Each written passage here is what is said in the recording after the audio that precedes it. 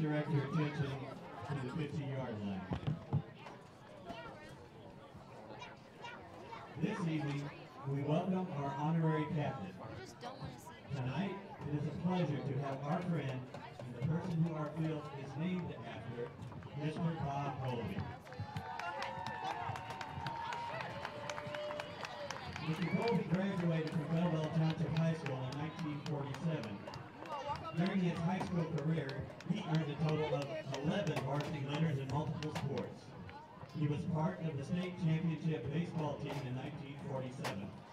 Bob is also the quarterback for the Maroons football team and earned a football scholarship to the University of Illinois. Bob Colby became a professional golfer as a career. He went on to win the most prestigious golf tournament in the United States, the Masters Championship, in 1968.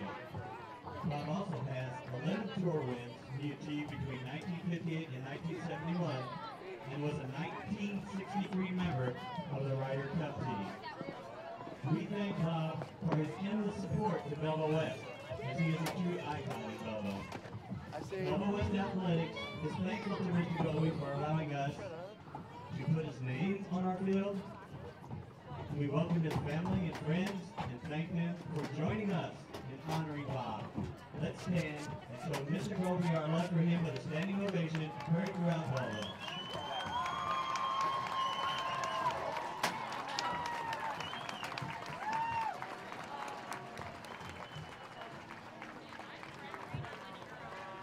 Thank you, Bob.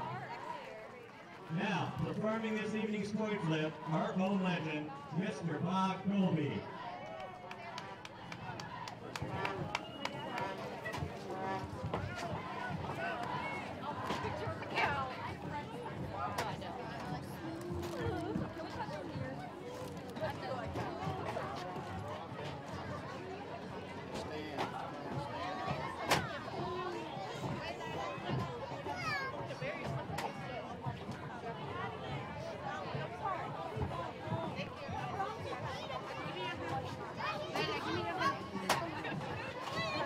Game of the week presented by McDonald's.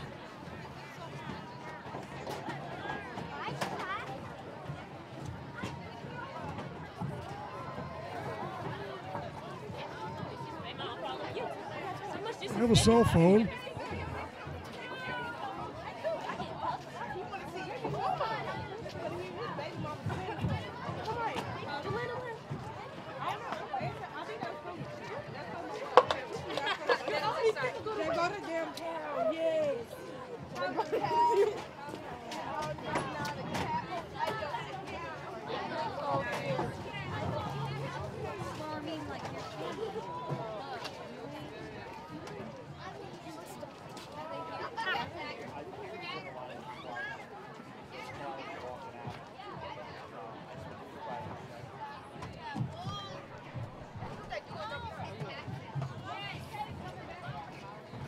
We get my cover from my mama and we go out to the other side.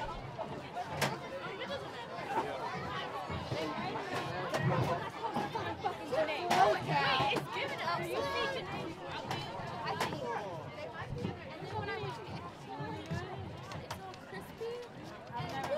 Ronnie, we finna go.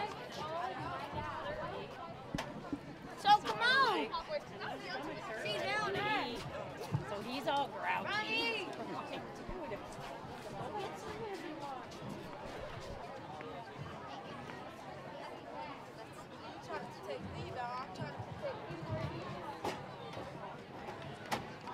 Belleville West has won the toss and elected to receive. I'm following you.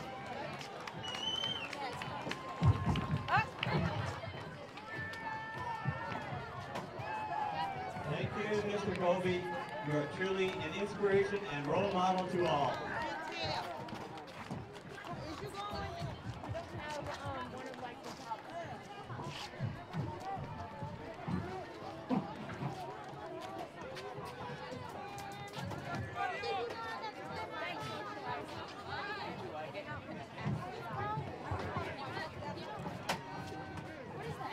Hey, testing mic. Mr. Gold.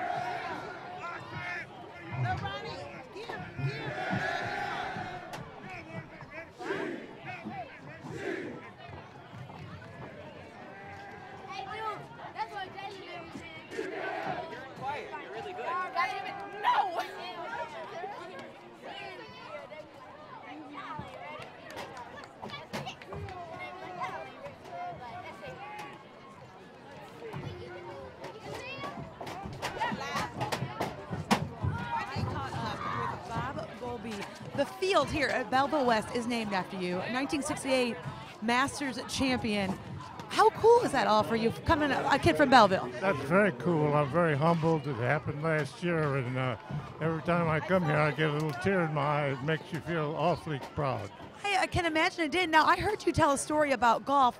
You said that you didn't necessarily have enough money to play the sport, but you wanted to. How did that happen for you? I scratched by. I got enough money to play, but golf was kind of an expensive game back in the 30s and 40s. But I played my last game here 73 years ago right here. Not in this stadium, but Belleville Township High School. That's right, and you had quite a successful career, right? Many decades, actually. Well, we had a couple of good teams I played on, so the other fellows made it happen. They made it. Oh, I like that you're not even taking credit for that. Now, you know, before this football game starts here, you were a quarterback, right, at Belleville? Yes. So football to golf, any similarities between the two? Well, yeah, you know, you gotta be tough-minded on both sports. Even though golf's a little more subdued and a little laid back, you still have to be able to, your mind has to work for you. It isn't just strictly hit the ball. You have to think a little bit. And in football, the smarter you are and the better it is for you. You know, the two go together pretty good. And you learn to get a few hard knocks in football because you get a lot of hard knocks in golf. Not physically, but the golf game beats you down pretty good. I love it. Mr. Golby, it's been an honor to chat with you. Thank you very much. We're going to throw it back up to Todd. Thanks, Angela, and what a way to start out the Bommarito Prep Zone High School Football Game of the Week, presented by McDonald's. Belleville West coming in 6-2 with the ball and the action right here. And immediately, Belleville West, first play from scrimmage. Running down the sideline is Jordan Bruce, and Jordan's brought down inside the 10-yard line as we kick things off. Jordan Bruce, wow, unbelievable. He kicks things off here. Is actually a very good running back with 212 yards rushing on the season, but a quick little pitch out to him from Jackson McCloskey, the quarterback. But they're going to call this one back. So I guess we can hit rerun and take two on this. But I tell you what, folks, tonight, Belleville West will honor distinguished alumni Bob Golby. They honored him. He was out there, the 1968 Masters champion, and he went to high school here, had 11 letters, played for the quarterback for the football team, was on a state-winning baseball team, and they've named the field after him, Golby Field. How about that? Honorary captain for tonight. So that's really a great way to kick things off. Our Elite Football Academy coaches, Chris Stevens from the Lancers of Belleville East, they come in at 1-7, and Cameron Pettis with the Belleville West Maroons, he's 6-2, and they're the Elite Football Academy coaches of the game. So it's going to be a gain of about a yard around the right side, and that's Jordan Bruce. Our Fit for Life players to watch from Belleville East tonight. Number 1, Johannes Flager. He's got 433 yards receiving and touchdown. And as far as Belleville West goes, they've got a pretty big dynamic attack, but their quarterback has had a phenomenal season so far. Jackson McCloskey, 1,588 passing yards and 29 touchdowns. And those are the Fit for Life players to watch in this game. Don Johnson will be along shortly. Angela Sharp obviously is our sideline reporter, and you know we got to hear from Bob Golby from the top because we wanted to make sure that we got something from Bob. Just such a legendary personality in these parts here in Illinois, Southern Illinois. McCloskey back to pass. He's got his man on the far side, inside the 50, inside the 40, and brought down there is Will Langston. Will Langston on the season, 29 receptions, 458 yards, and 6 touchdowns. And on the other side, watch out for number 11, Dominic Lovett. He's got 33 catches for 720 yards and 17 touchdowns. So a very well-rounded attack here for Belleville West. The Maroons coming in 6-2 and coming off a big loss to Edwardsville last week. And this time they hand it off around the left side. DJ Johnson. DJ Johnson is one of the other three-headed monsters Belleville West has. As DJ Johnson, 127 rushes this year for 828 yards and 10 TDs. So there's a chance DJ Johnson could go over the 1,000-yard mark in this game.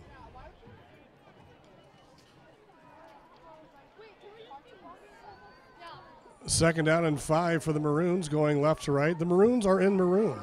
McCloskey looks down the right side, going towards the end zone, and it's a touchdown. A 32-yard touchdown. Dominic Lovett.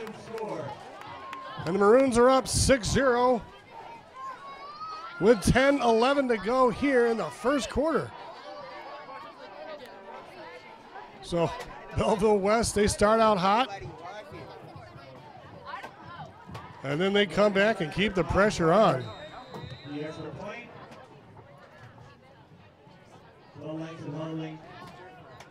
And the Maroons set for the PAT. The PAT is up and good. So Logan Seibert, the kicker, he's just a junior, and he's got a brother that plays at Oklahoma. How about that? He's the punter and kicker at Oklahoma, his older brother. We got lots of fun facts here for you. So the PAT is good, and that makes it 7-0 Belleville West just underway.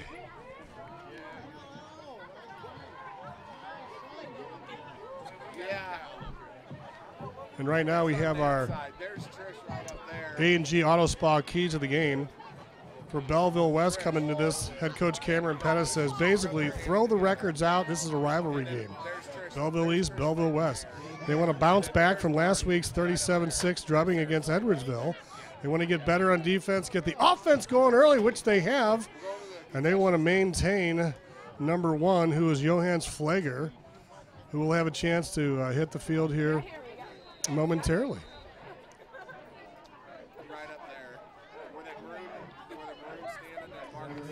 Seigel on the run up and a kick. He boots it high and long and into the end zone for a touchback. So the Lancers from Belleville East will start out first down, 10 yards to go at their own 20-yard line. And the A&G Auto Spa coaches detail of the game for Belleville East, looking at West, is they've got to protect the quarterback. They know that Belleville West has got an outstanding defensive front, and they're going to do everything they can. They're going to have to do different things to be creative to protect their quarterback. They've got to stay away from penalties, and they've got to slow down this machine. It's a well-maintained, well-balanced machine Coach Pettis has here, and they run the ball, they throw the ball, and if they start stacking it up, then they're going to start throwing the ball deep.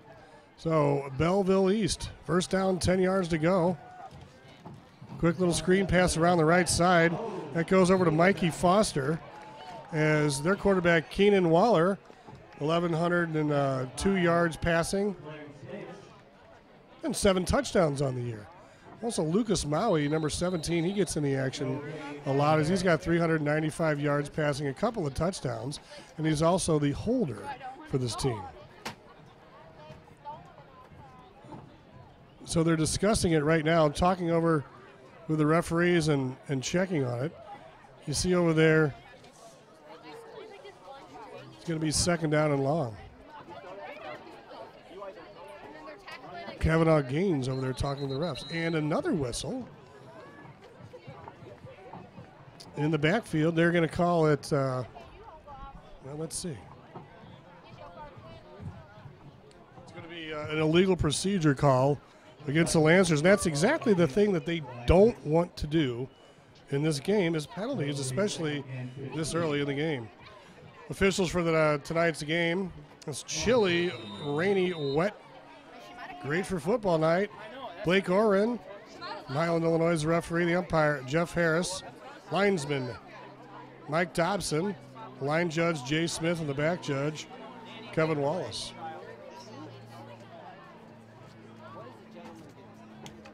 And these guys are fired up, the referees. I talked to them before the game.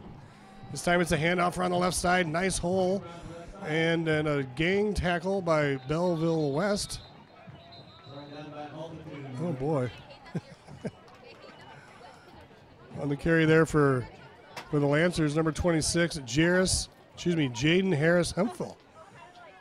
Harris Hemphill, 335 yards on the season, 2 touchdowns. And they've pretty much spread it around a lot. Jeremy Schooler's got 361 yards rushing on the season. Harris Hemphill's 29 receptions, 335 yards, and 2 touchdowns.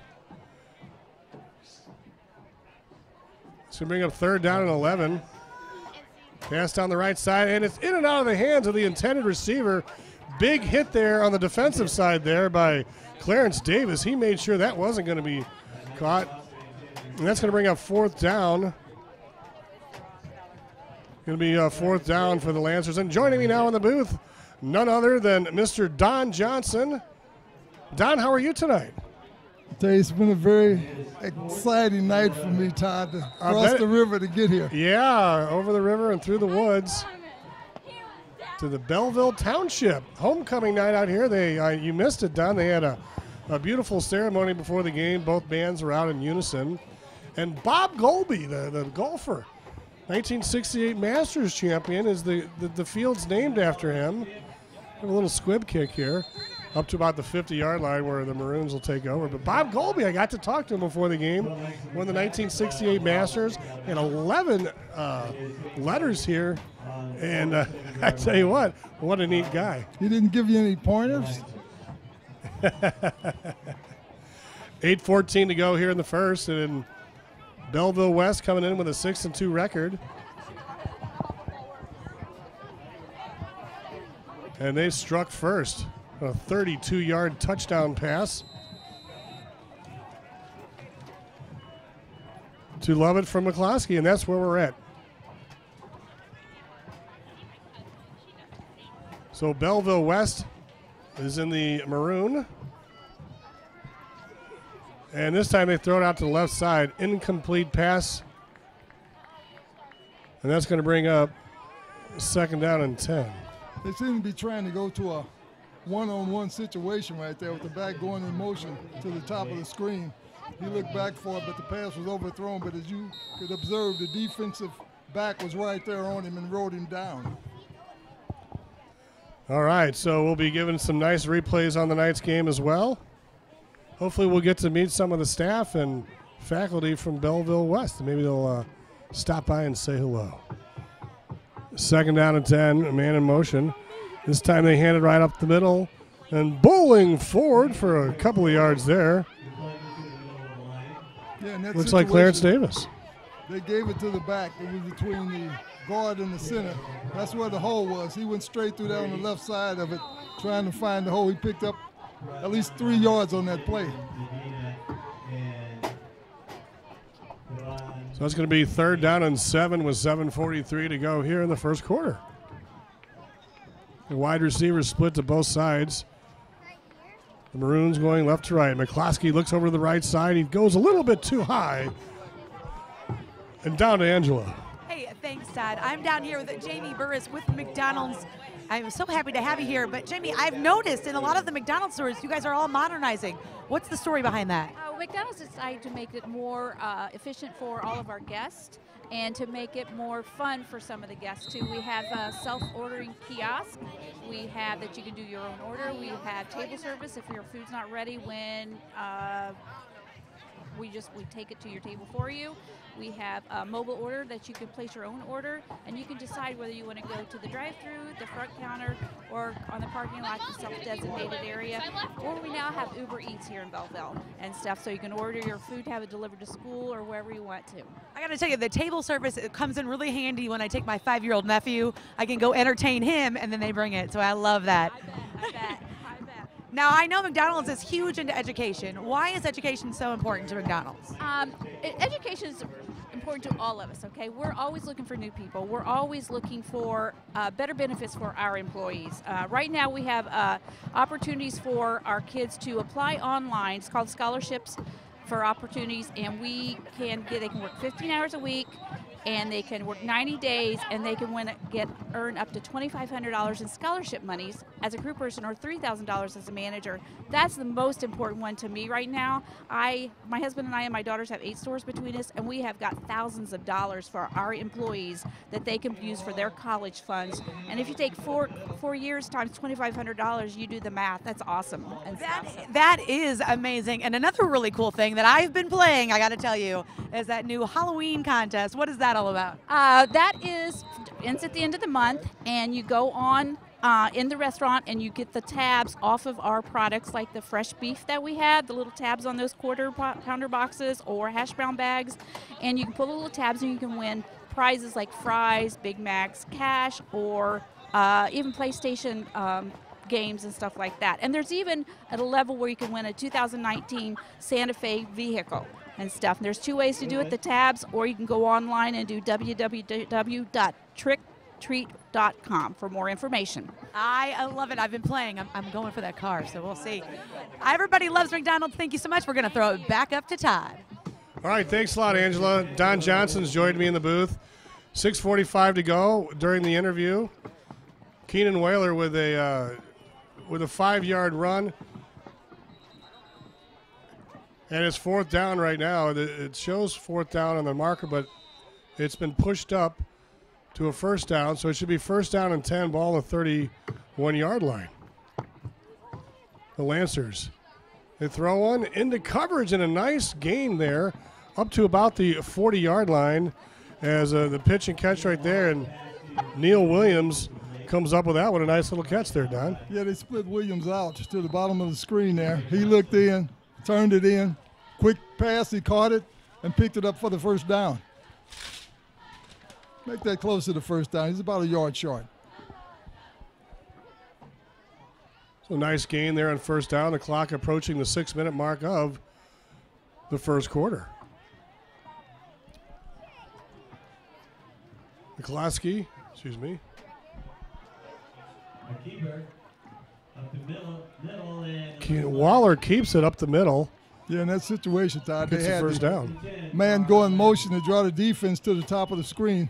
They gave it to the up man, which was the fullback, and he took it between the guard and tackle there. It looks like he's still a little short of he picked up the 1st down on that. He got at least 2 yards. Yeah, Keenan Waller is a dual threat, the quarterback, over 1,100 yards passing and about almost 300 yards rushing and three more TDs on the ground. So he likes to run it and he likes to throw it. Now they've got a 1st down. Should be a good battle here. Even though Belleville East is coming in at 1-7, this is a rivalry game. And this time they hand it around the right side, and this goes to Harris Hemphill. And boy, he's dropped for a big loss as the Maroons defensive front really made a push. Look like number 88 on that one. That is Keith Randolph. Randolph was there. RK was right on the job. He penetrated across the line, saw the man come in and took him down.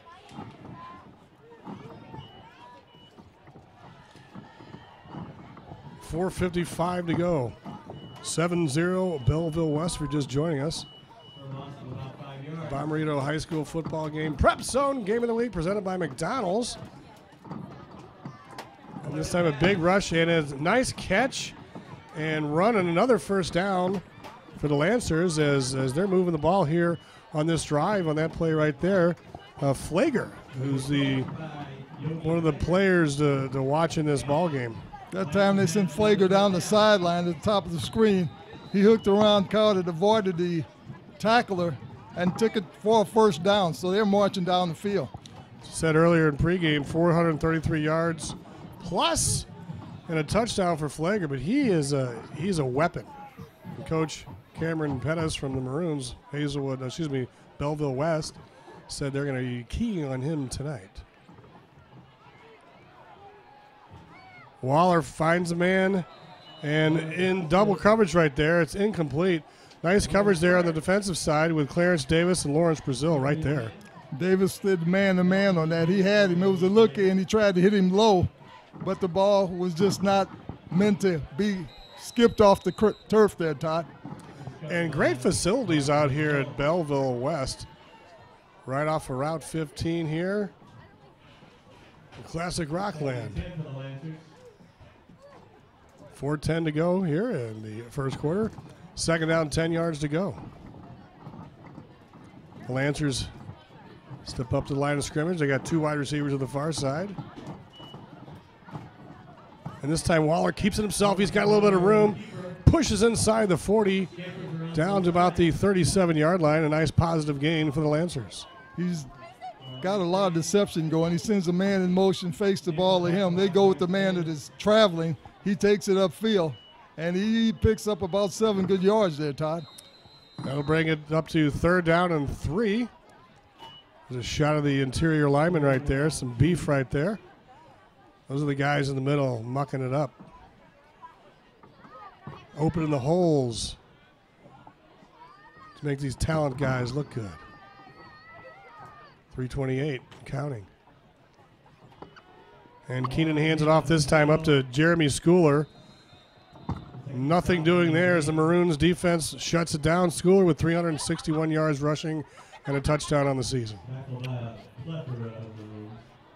You're right. It was a bunch of people that got him that time. They gang tackle, so it goes to show you that the Maroon team is really into shutting them down if they come straight over the center. Kalon Caraway in on that, and he was the last one up. After the pile unfolded, he was the last man underneath. So, and look at that beef. Look at those guys on the interior lineman right there. Gosh. Look at the number 88 over there, Keith Randolph. It's not a little man's job, Todd. It's not.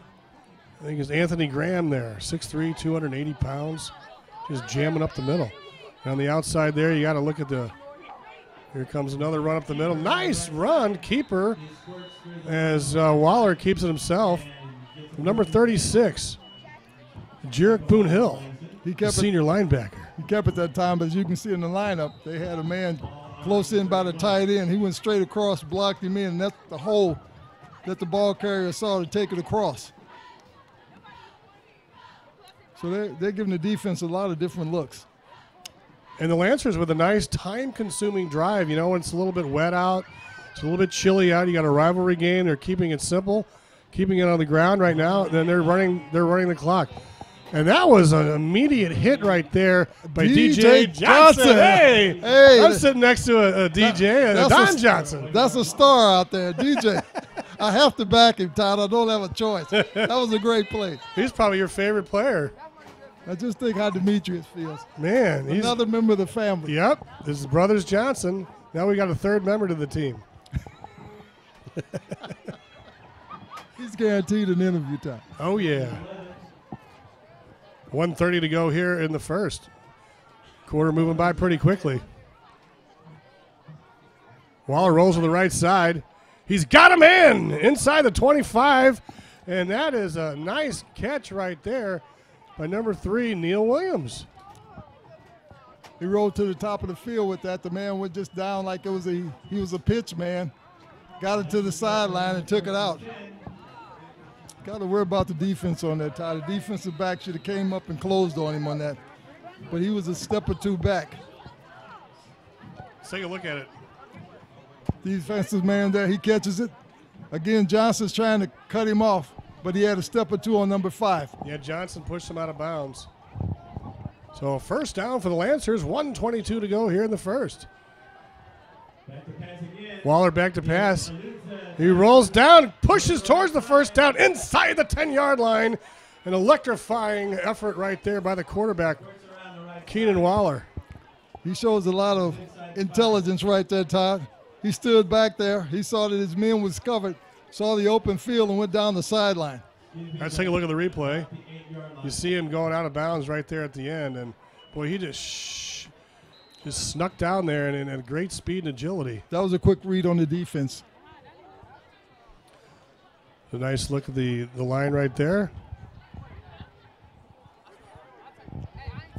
Nice shot of Grant Calloway. So here's Waller. And this time he hands it off. Ooh! Man, a huge hit right there. But I tell you, the running back, he didn't go down right away. And coming up right there is Jeremy Schooler. Kind of took him to the side on that, Todd. It was force meeting force. Oh, yeah, and Marcellus Romeus. Lee Griffin was number 1. He was in on it also. What a short gain there. It'll bring up 2nd down and 6. We'll call it 2nd and goal at the 6. I would kind of look for a pass on this. They kind of spread them out at the bottom of the screen. All right. Waller fakes it and goes down immediately in the grasp of Keith Randolph. Randolph penetrated through that offensive line and took him down. He sure did, and now there's 10 seconds left here in the first quarter. That may be and will be the last play of the first quarter. Randolph anticipated that snap count. All right, let's check out the replay here. The Harris Stowe replay. You see the man in motion here and didn't fool anybody on the fake. And that's going to be the end of the first quarter with the score. Belleville West 7, Belleville East 0. This is the Bommarito Prep Zone High School Football Game of the Week presented by McDonald's. We'll be back for the second quarter after this.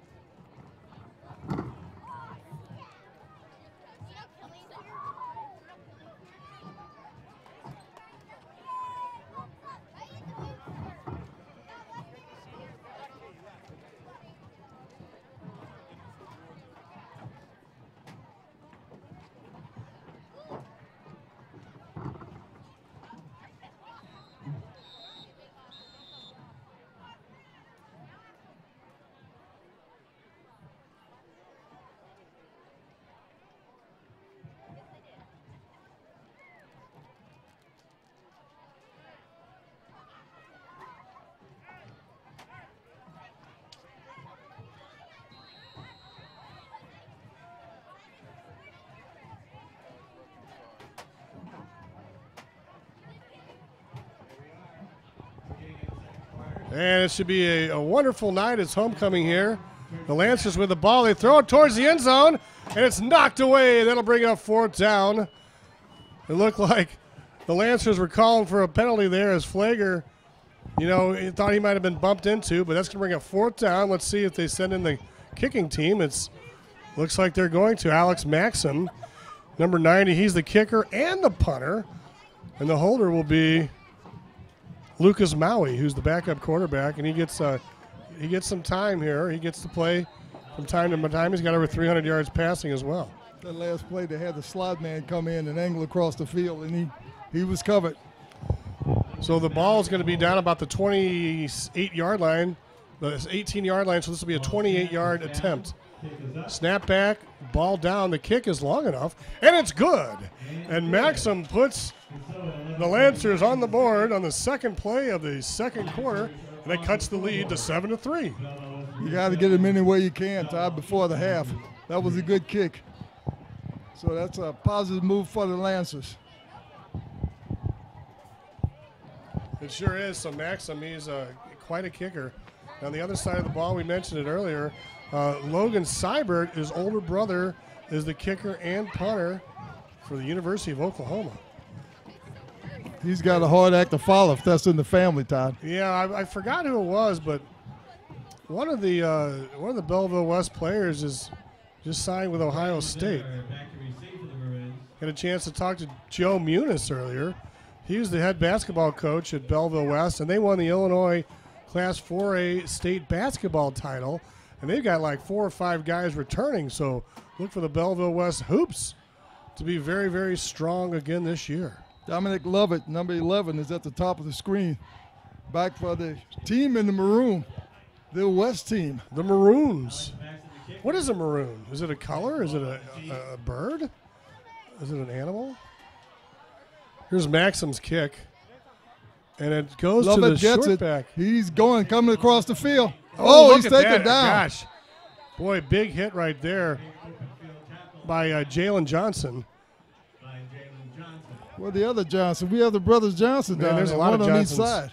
That was a great tackle. It sure was. So the Maroons now going right to left will take over first down and 10. There's an outstanding athletic department here. The athletic director, Lee Meyer, what a class act he is.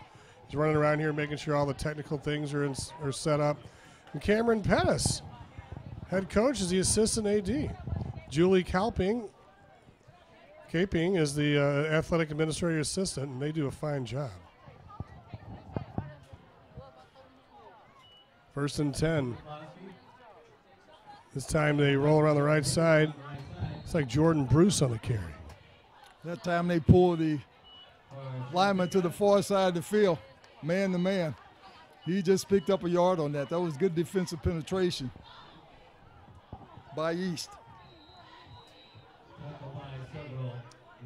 Short gain, second down and 9, 11:15 to go here in the second quarter. Ball on the 25-yard line. McCloskey stands at the 20. He's got an escort to his side. And a man in motion, Jordan Bruce. They hand it off. They hand it off to Johnson. DJ takes it from the quarterback, and he cuts it up over that tackle.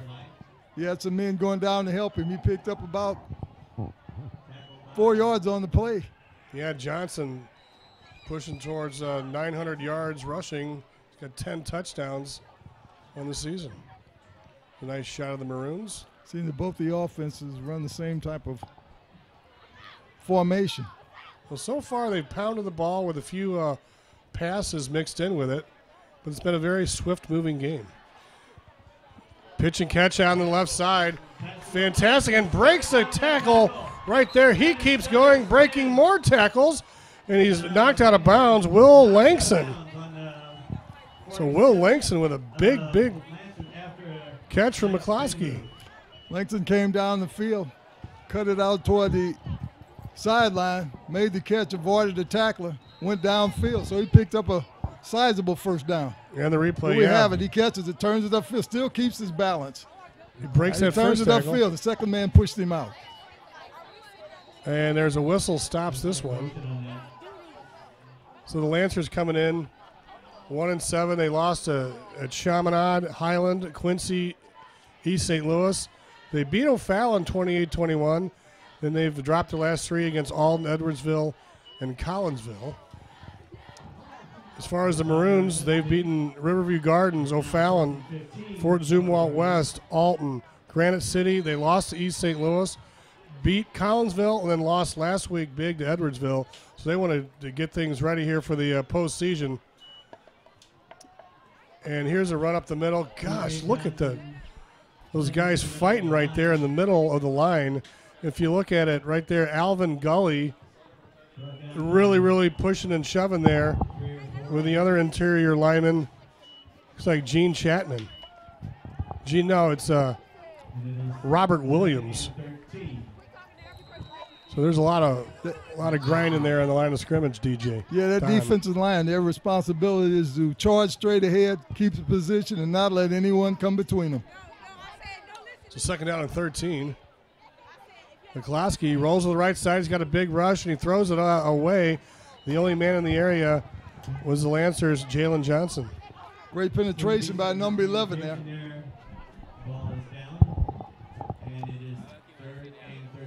Third and 13, 9:31 to go in the half. The assignment for the defensive lineman is to penetrate and don't give the quarterback any time to throw. Some push him, but others just tackle him to the field.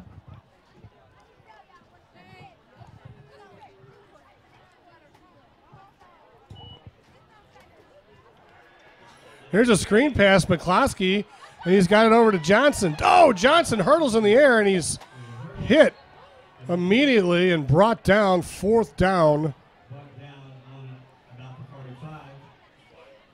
That was a nice delay, but again, in that situation, Johnson didn't pick up that many yards because you can see where the markers are. All right, the officials are looking it over right now. Let's take a look at the replay here. McCloskey way back. He's got a big rush. More of a screen pass. Johnson catches it, cuts upfield, but the tackler's right there to cut it inside where he has help coming. And I tell you what, that linebacker, Jalen Johnson, he's been a force here early in this game for the Lancers. The Lancers has a quick defensive line, Ty, once you look at it. They hit that, penetrate, and go in. Here they're sorting this penalty out, and it looks like Chris Stevens, there's a shot of him in the blue there with the golf hat on. He's talking to the officials right now, and it looks like they've sorted things out. So it's a personal foul on the offense. Do you think that might be for the leap? Could have been, Todd. It could have been, but when you have the ball and you see an opening, you get as many yards as you can. That's just instincts. I didn't see anything else there, so there could have been some words under the pile, or there could have been something we missed. But it's a big penalty there. They're going to redo third down, and they back him up, oh gosh, to about the 38-yard line. So 3rd and 13, the clock starts.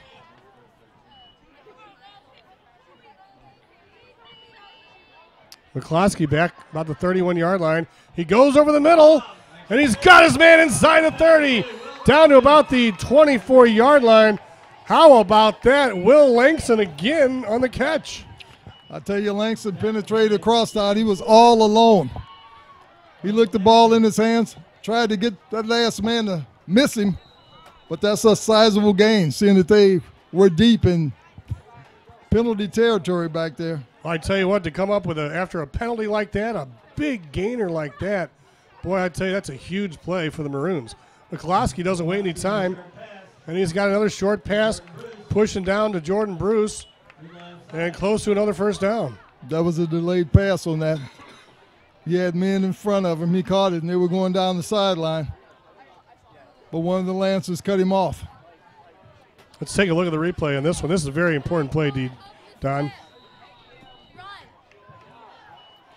He goes down, throws it deep. He had it in the center. Then he's brought down.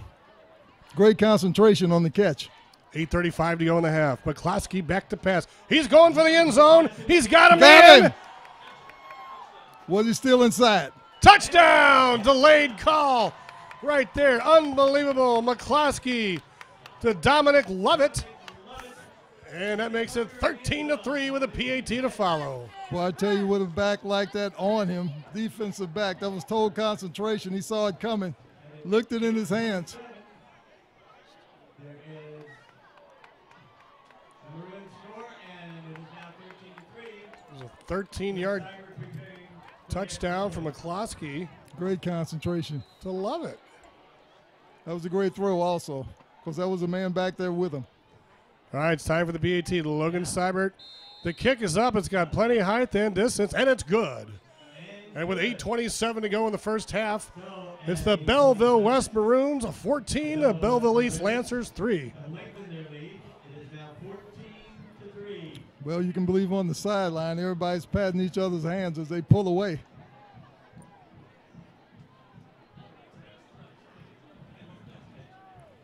Well, when you're the visiting team, you're the Lancers. All right, down to Angela. Hey, thanks, Todd and DJ. I am down here with Matt Bierman with the Elite Football Academy. Now, Matt, I know football is all you know and everything you love. What are these guys going to do now that football is starting to wind down?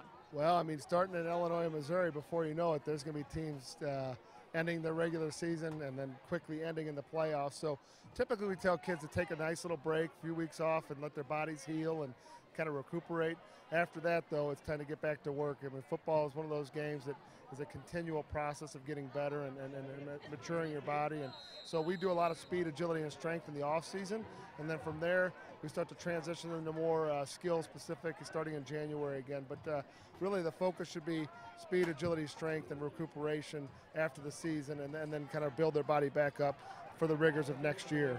Well, I love that. And then you got 7-on-7 coming up, right? Yeah, this starting this December, we're part of Midwest Boom, which is the premier 7-on-7 team in the country, and we have a team in St. Louis and in Chicago as well. So we've had some really good success with our local kids playing on the national stage, and It's an Adidas sponsored team, which is pretty cool, and the kids really love it. So we'll get kids from Illinois and Missouri coming together and forming a top-level team to compete on the national stage. Oh, I love that. Now, how can somebody check out Elite Football Academy? We've been focusing kind of on those big guys, but you also take those little guys too. Oh yeah, just go to elitefootball.net. We have everything for flag football for 5 and 6 year olds through middle school, and then up through collegiate and professional. So we follow the whole continuum of the football player and development. So definitely check out Elite Football Academy. Back to you, Todd and DJ. Hey, thanks, Angela. Matt Bierman, what a great guy. And back to the action. On the return was Ford, brought it up, and on the run right here is Schuler. And he pushes forward, and it's going to bring up second down for the Lancers after a 6-yard gain. We're under 8 minutes to go in the first half. Yeah, they had it with a man in motion right there. He was coming down. He had his offensive lineman in front of him, pull him. He tried to cut it up. Again, Johnson on this side, this end. Him and the tackle closed it down. 2nd and 4, ball on the 31-yard line. Nice sideline shot right there. Keenan Waller, the quarterback, stands back about the 26-yard line. Snap back, shotgun formation. And it's caught for a short gain right there by, it looks like Harris Hemphill. Yeah, they're doing the quick pass where the man lines up, goes down 5 yards and looks it in. The quarterback rifles it to him. Brazil on the tackle for the Maroons. Just about a half a yard short of the first. We'll call it 3rd and a half a yard. As the Lancers have run a lot of time off this clock in the first half. Waller keeps it, jukes it, gets the first down, and much more as he pushes up past the 40-yard line. First down, Lancers. That was a side play. He had the back go into the center position. He faked it in there, and then he took it around the far end, the close end, well, the bottom of the screen, let's say that. And he picked up some sizable yards. He picked up about, first down in that play. First down to 42. And the clock continues to roll. Chris Stevens' strategy is to run time off this clock and try to control the line of scrimmage. Man in motion, they fake it. Waller keeps it himself, and he goes down immediately. Wow. Great penetration. Big play by Marcellus Ramius. Ramius evidently had the call to you get the quarterback. He came Romulus. Straight across and took him down. There's a nice shot of the young man right there. 6'4", 225-pound linebacker. He also plays a little tight end. Look at that right there. He just penetrated through the it. line. You're right. Just a beast mode play right there. Well, that can keep a defensive line riled up once somebody penetrates like that to show others it can be done. So they knocked him back, second out on 13, 5.5 to go in the half. Waller throws it down, and it's almost intercepted. There's a flag deep down the 30-yard line. And in the area right there was Lawrence Brazil. Brazil and Clarence Davis were near there, as well as Lee Griffin. Seeing that Bruce was back. The defensive back covering on that. He was there with him, but he didn't look after the ball. I think that's where the flag came in. He made contact with the receiver. He was back there with him, but you have to see where the ball is. You can't hold up a hand or blind the receiver's vision from catching the ball. So that may have been the flag. So it is pass interference. And they're calling it pass interference on both players. So they were kind of mixing it up.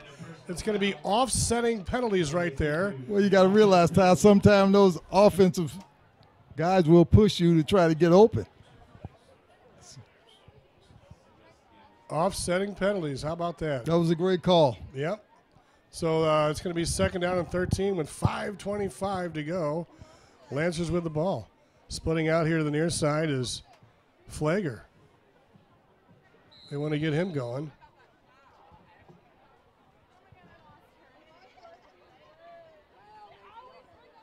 And the players are stopped playing.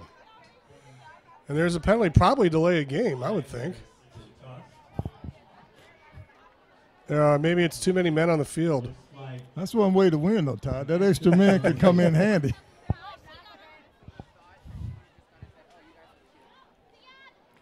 It seemed like both teams, they didn't know what to do.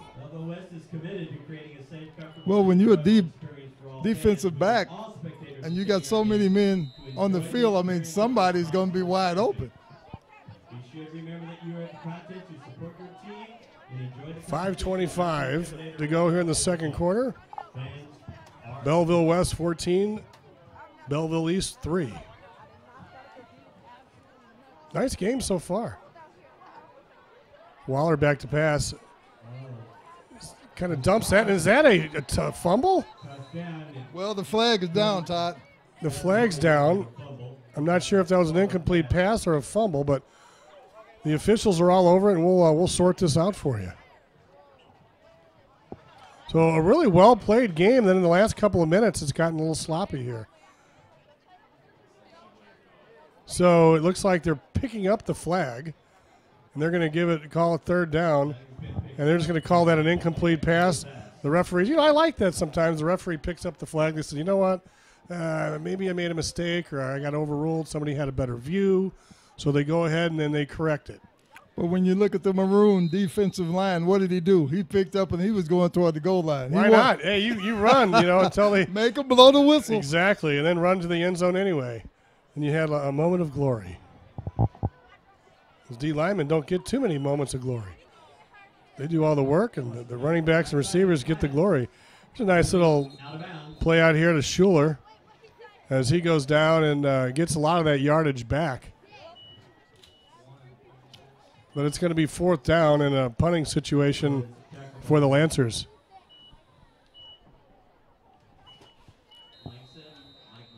Well, he's just kind of wondering why the D-man didn't go all the way to the sideline with him. He kind of gave him that space, and that opened the play. 4th and 6. All right, Langston stands back at the 40-yard line, and they're not in punting. They're not in a punting situation. Could they do a quick kick? No. Waller rolls to the left. He wants to get, and it's knocked down. Nice defensive play by the Maroons right there. We'll get that focused, and that's number 5, DJ Johnson, once again. Looks like DJ Johnson knocked that pass down, and the Maroons are going to take over. So Belleville West is going to take over with great field position with 5:09 to go in the second quarter. Let's take a look at the replay. You can see there's more than one guy over there. They had everybody covered. The fact that he didn't catch it saved him about 5 to 7 yards.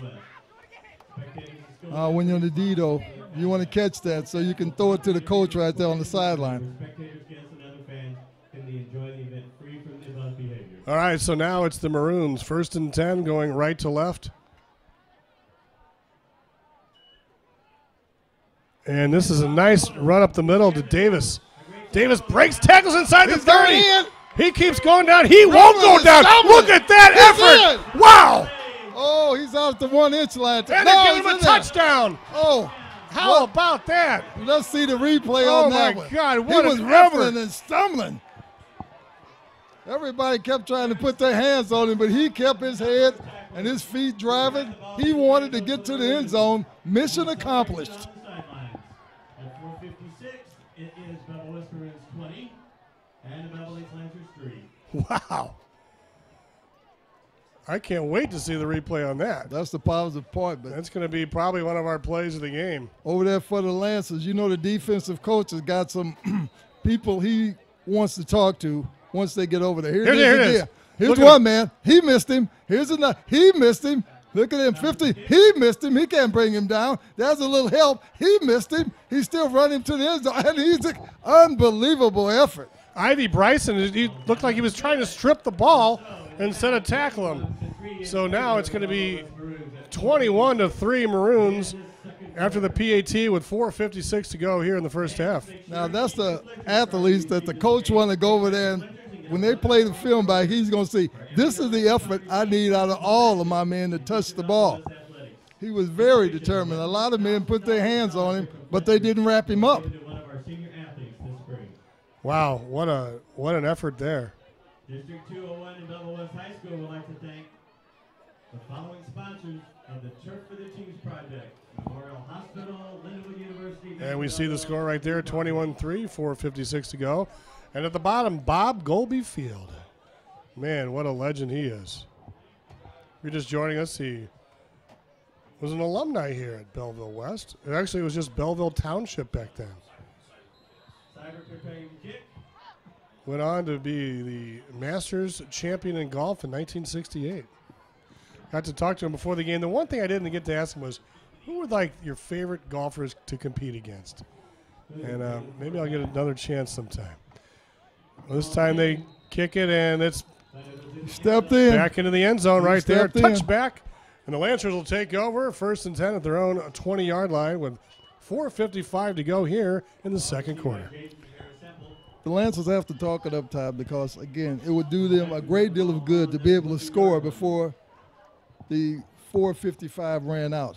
So I can look for them to pass the ball more than run because they have to be thinking about the clock. Yeah, the penalties have kind of taken over the theme of the game here in the last several minutes. So let's see if the Lancers want to come back and pound that ball again, or they want to try to come back and try to go in comeback mode, but it's only in the first half. So they could try to march this thing down, but it's a passing situation. Waller keeps it himself and pushes it up, gets a couple. 2nd and long. Jackson McCluskey.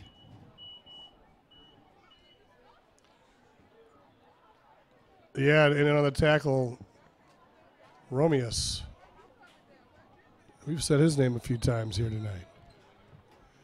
Yeah, they got a determined defensive line right there. They don't allow you to run past them too many times. You can run to the right or to the left, but over center, they got a lot of weight right there that's hard to move. Clock continues to roll, approaching the 4:10 mark here of the first half. Waller back about a 16-yard line. Nice close-up of him. Waller looks across the middle. He's got his man, completed the 25. Spins, gets another yard there. And a nice pitch and catch right there to is it Kavanaugh Gaines? Langston on the tackle. Number 14, Will Lannon. He was the one that made the tackle on that. He wrapped him up. That was picture perfect. Both hands around, dumped into the turf. Yeah, Langston with a nice tackle. 3:29 to go. 3rd down and 4 for the Lancers. Waller back at the 21. Steps back, guns it around the right side, and a little bit too strong right there. The intended receiver, again, was Flager. So that's going to bring up 4th down and 4 with 3:16 to go in the first half. Yeah, on that play, Flager came off. He tried to draw the defensive back off of him, backpedaling, and they stopped and tried to come for the ball, but it was just overthrown. I kind of wonder why the defensive back on him doesn't push him out of bounds so he's ineligible as a receiver. Well, they're not lined up in a punting situation. 4th down and a lot deep in their own territory. Maybe a pooch punt. Quick kick. Yep, that's a pooch kick right there. And let's see where they mark that one. That's a pretty good little pooch kick there. Is that one? They mark it out of bounds about the – ooh, he's coming back. About the 30. Well, he ran down to the 31. Now he's back up to about around the 40-yard line. Yeah, that's close. So it's probably a good idea right there to punch that one down. I mean, the Maroons still have really good field position with 3:09 to go in the second quarter. Now, the other way of looking at that, Todd, they were close to the end zone, so if someone had it intercepted, they had almost less than 30 yards to get to the end zone before the clock ran out. All right, they're putting it on the 40-yard line where Belleville West will take over 1st and 10 with an 18-point lead. 3:09. McCloskey back at the 35. He hands it off. And nice gain, Jordan Bruce. pushes forward and close to a first down. Bruce runs with a lot of authority. He took the handoff. You got to give the offensive line credit. They opened up the hole for him. He came through. He had such a forward lean that the only way he was going to fall was forward. Picked up 8. Second down and 2 for the Maroons. McCloskey at the 43. Fakes it, throws it over the middle, and it's in and out of the hands of the intended receiver right there for the Maroons. That was Chase Blanquart. He had it, but nice defense there by the Lancers, helping to knock that out as he juggled that. Yeah, that was number 21. He played that to perfection. When the ball touched him, he touched the receiver. Bruce Harris was great move, Bruce. He said, "Don't bring me down, Bruce." And a whistle on the play. Yes, we had a wide out here. Number 11 was a little anxious before hearing the snap count. So it's going to be illegal procedure on the offense. And it was going to be 3rd down and 2. And now it's going to be 3rd down and 7.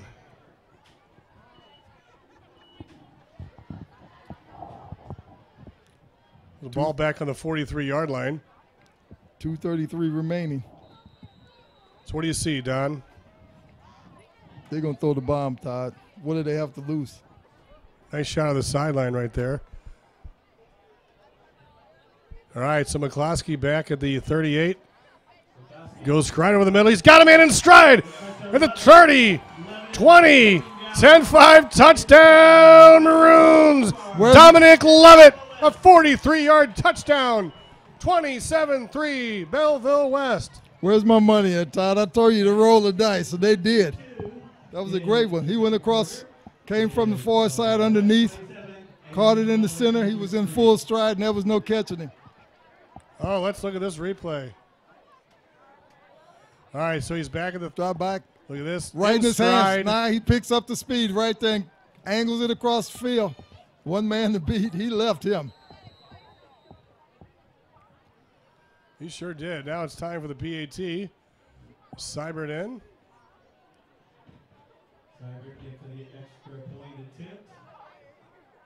And there's movement on the defense. And I tell you what, as this game progresses, you see, you know, the outstanding athletic ability of some of these wide receivers and running backs of the Maroons here, Don. That was a cold slap in the face, Todd. They had under 3 minutes to get in the end zone, and they did it, which shows there was a great deal of concentration, but you have to give the quarterback a lot of credit. He knew where his receiver was supposed to be, laid it up there where only he could catch that ball, and he caught it in stride. He sure did, and then burned it straight down. And so offense on the defense, that is declined. And so they're going to keep it right here. I'm not sure. That was a pretty straightforward call.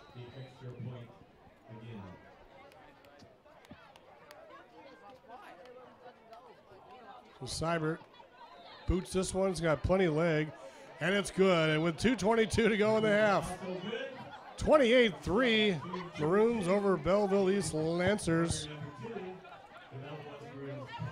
So I tell you, that's a big hurt right there for the Lancers, because if they could have kept West off the board, you know, going into halftime 21-3, and you come back, you get a score. You know, now it's going to be quite an uphill battle in the second half. Yeah, when you're down by nearly 4 touchdowns, I don't know what the coach will tell them at halftime, but if they get the ball right now, they have to throw passes deep to try to advance the ball down the field with time running out.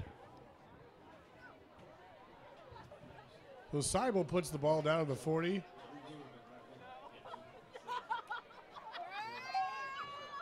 And he's got a heck of a leg. His brother plays at Oklahoma. We talked about that earlier. He's the punter and the kicker. And with a leg like this, I'm sure he's getting some looks from some big-time colleges as well, as he's put this kickoff in the end zone for a touchback a couple of times today already. Oh, this one is another boom. And the end zone once again. So the kicker, Seibert, Logan Seibert, the junior, 5'11", 165-pounder, has been money tonight as far as the kicking game goes. Well, looking at the Lancers to catch it in the end zone, that stops the clock, gives the offense a chance to run the ball from the 20-yard line. So, again, I look for the Lancers to come out throwing the ball. They might run a few just to draw them in, but they need to move the ball down the field. There's a nice shot of the young man right there. He wears number 43. He's got a nice leg. Logan Seibert. And now it's Belleville East. 1st and 10 at the 20. Waller back, ready to begin the play. Keenan Waller at about the 15-yard line. Looks left. He's got time. This one's tipped up in the air and intercepted. Johnson. He sure did. That's your boy, DJ. Hey, DJ had it on there. Uh-oh, he's getting up with a little limp. He's going to have to run that off. He sure is. They might have to wrap it if they go in at halftime, though. Great camera shot right there. Great angle. Let's take a look at the replay. I think he pretty much, this one, everybody knew where this was going. And first of all, the ball went in and out of the hands of the intended receiver, so that is not on the quarterback. No, it's not on the quarterback, but again, they were covered. There was no room for error with that throw. Now, you got to get him out of the game. He's limping around. It's not a good thing. They're up by 25 points, and he can't barely walk. So his teammates need to get together and yell over to the coach, get him out of the game. He's got to keep moving on that, Todd. You don't want to tighten up. The good thing, they can take him in at halftime and give him some treatment on that. And a timeout on the field. We'll step away with 2:15 to go in the first half. Marcon, Jordan Selected, Magic Construction, Max Automotive, Splish Splash, Express Car Wash, Fletcher's Kitchen and Tap, Schubert's Beach, Cardinal Buick, Commerce Bank. They are all contributors to the Belleville West District 201 Turf for the Teams project, and we would like to thank them.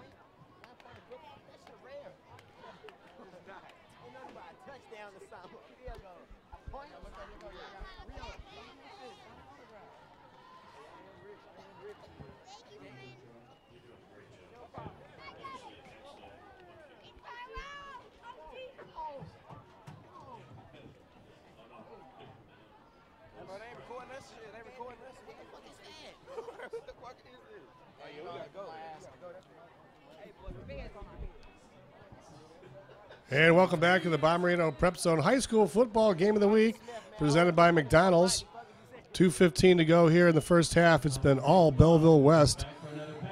And McCloskey throws this one, in and out of the hands right there of Will Langston. And they about were ready to put up 34. He ran a great pattern on that. He got behind the defender. Just a little lack of concentration that he didn't pull it in. And just a few seconds off the clock there, so there's still 2:08 to go. Let's look at the replay. There he is up at the top.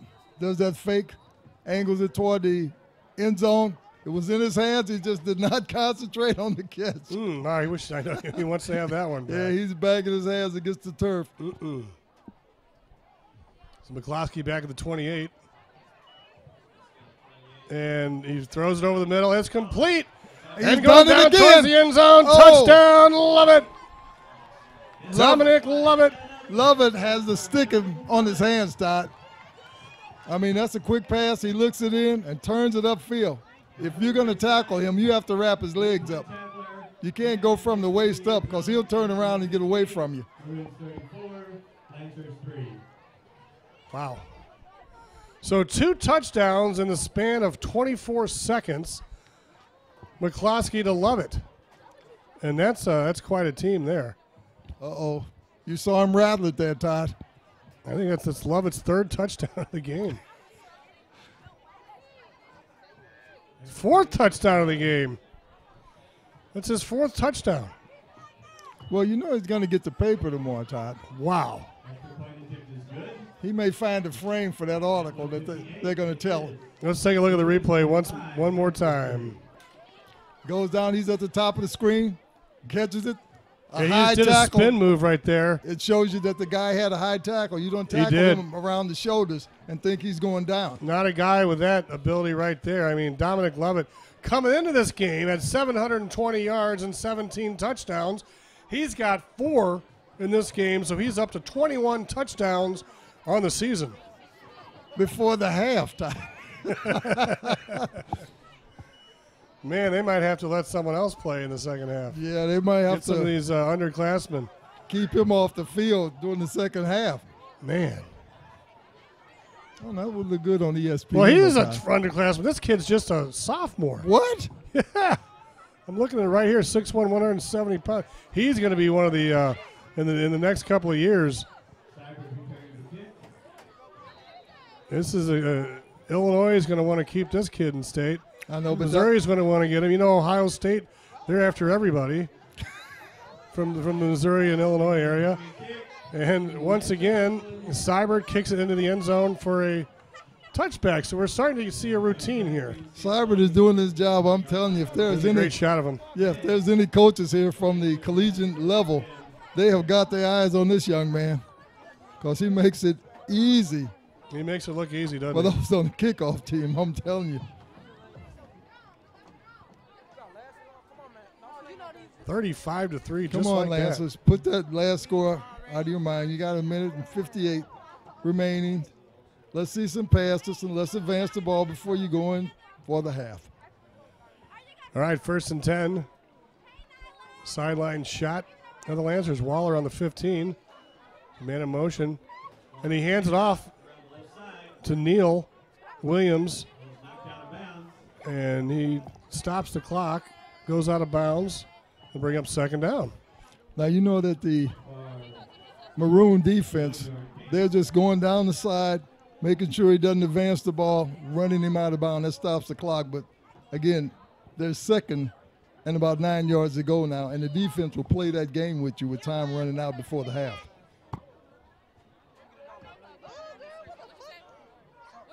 The 2nd and long, splitting out here to the near side. Gaines. Looking for a pass.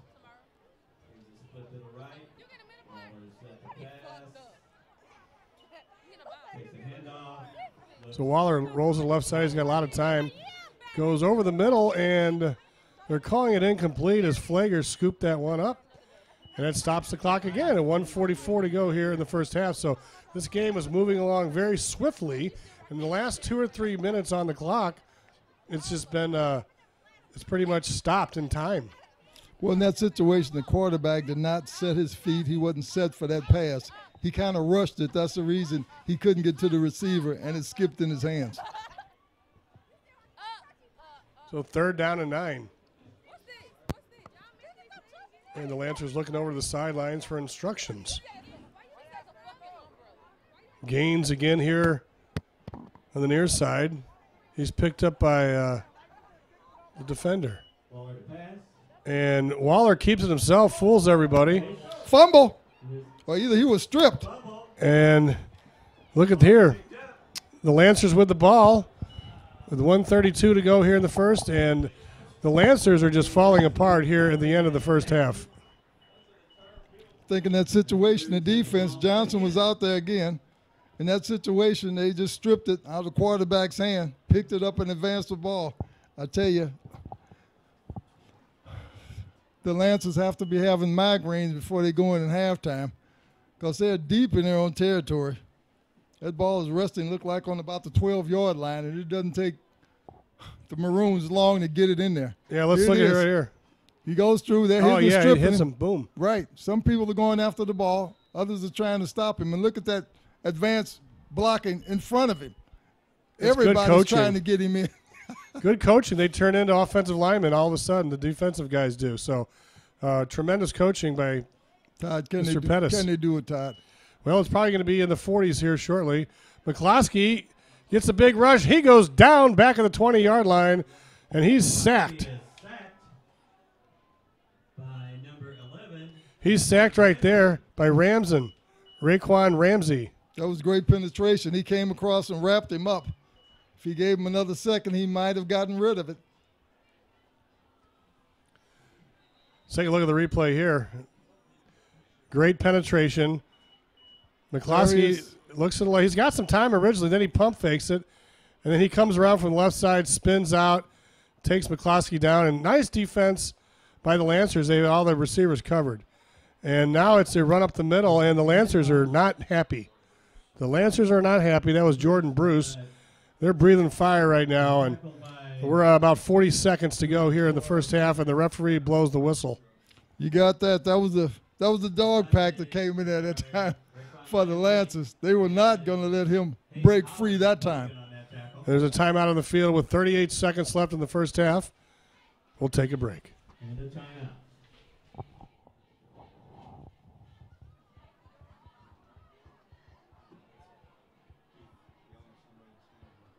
You know I like to keep it saucy. That's why I love McDonald's new glazed tenders. They're sweet, like me. Oh, thanks, Grandma. Ooh. Ow. And spicy, too, like me. Who invited you? I'm your grandson.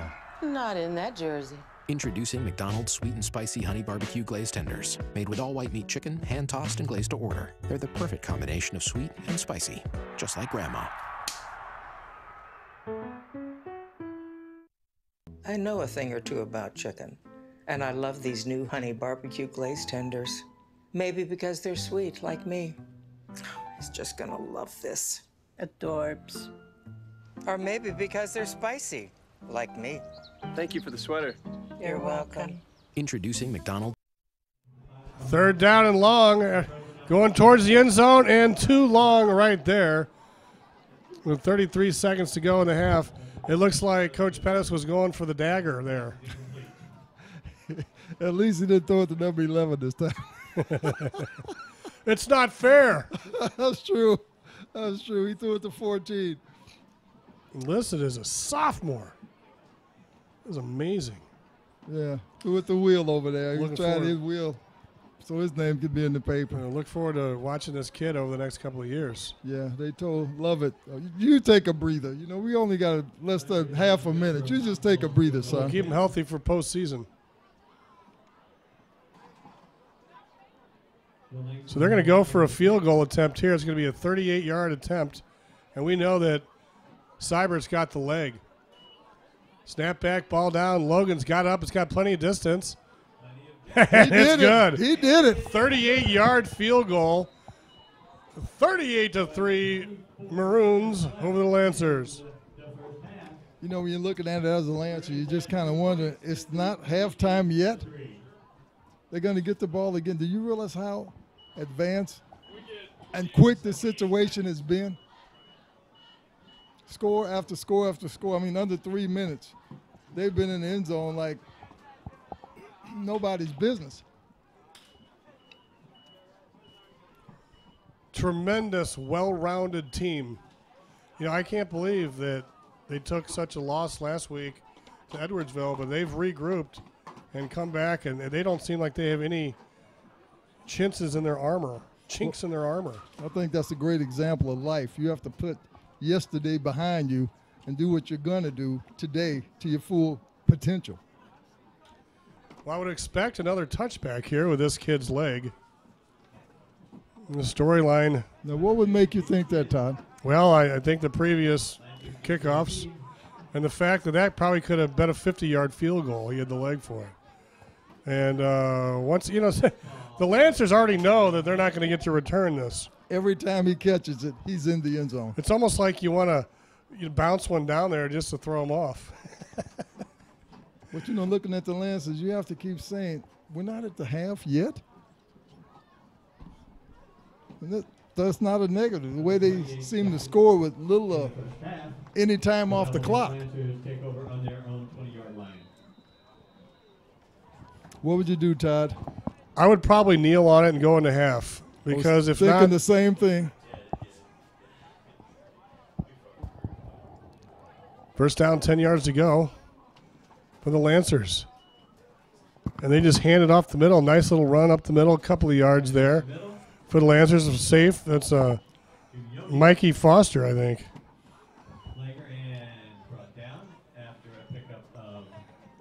Yeah, and they're going to let this one run out. We're at the 10-second mark. They're milking the clock, which is a wise move. And so at halftime, Belleville West leads crosstown rival Belleville East 38-3. And we'll be back on the Bommarito Prep Zone High School Football Game of the Week presented by McDonald's after these messages.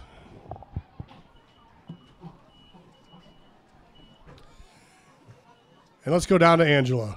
Thank you, Todd. I caught up with Coach. All right, 38-3. What are some of the things you're most proud your team is doing right tonight? I think they're just doing a good job executing our schemes really well. Defensively, getting a lot of turnovers and giving us great field position for our offense, and then we're making plays out there on the one-on-ones against their defense and beating that man coverage. So that's how it's been going. And I still saw you get very excited about that interception despite the score being so lopsided. Yeah, I mean, the thing is, we're always telling them we want to be better for ourselves. You know, we don't care about the other team or our other opponent. We always want to keep getting better, and that way it helps prepare us for our next game.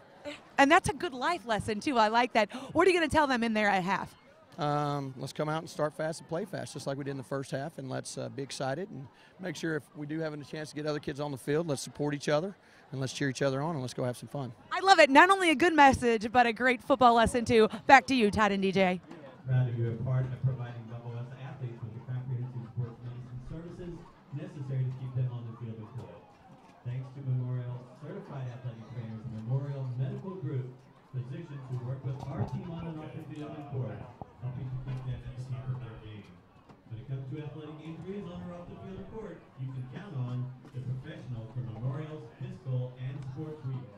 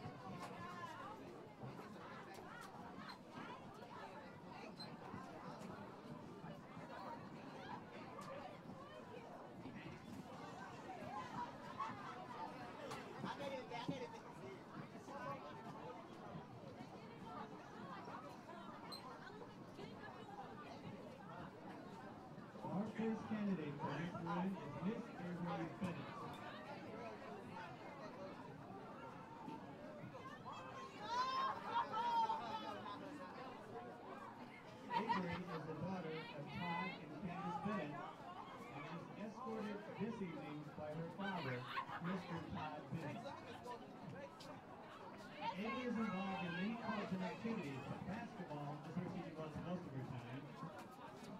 She is co-captain of the Mighty Maroons basketball team and has played varsity basketball at West all 4 years. She is also a member of the National Honor Society and was awarded the designation of High Honor.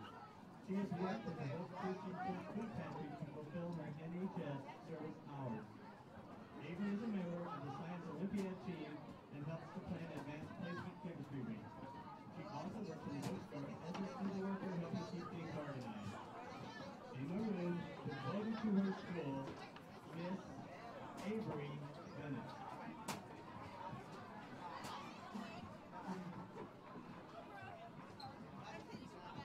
Our second candidate for Miss Maroon is Miss Haviland Ryerson. Haviland is the daughter of Brett Ryerson and Kimberly Reed and is escorted by her father this evening, Mr. Brad Ryerson. Haviland shows her commitment to West with her talent in multiple varsity sports. She cheers on both the varsity football cheer squad and the varsity basketball cheer squad. She is an 800 runner on the varsity track team. She has participated in these activities all 4 years.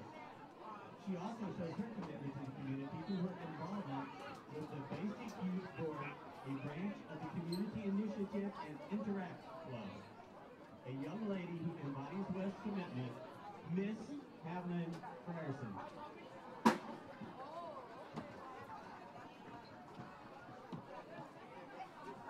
Our third nominee for Miss Maroon is Miss Kristen Kurtz. Kristen is the daughter of Jim and Mary Barbara Kurtz and is escorted by her father, Mr. Jim Kurtz, this evening. Kristen is committed to Belleville West with her involvement in many different activities.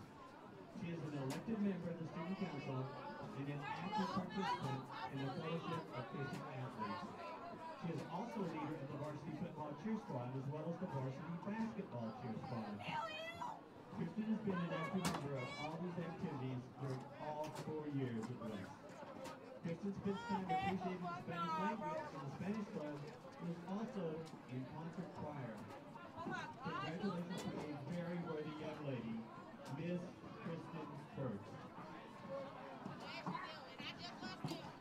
Our next candidate for Miss Maroon is Miss Haley Steen. Haley is the daughter of Marcia Steen and is escorted this evening by her father, Mr. Dave Steen. Haley is an outstanding athlete and spends the majority of her time preparing for and competing with the varsity girls cross-country team as captain. She has been a member of the varsity track team all 4 years. Haley is a member of the National Honor Society and helps to raise awareness about issues that affect girls through Girls Learn International. Haley is also a member of the Spanish Club, a true and mighty maroon, Miss Haley Steen.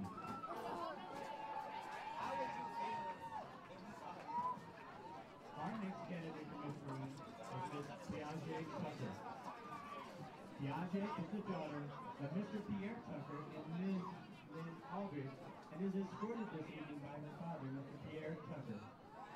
Piaget shows her commitment to West with her leadership on the varsity girls basketball cheer squad and the varsity football cheer squad.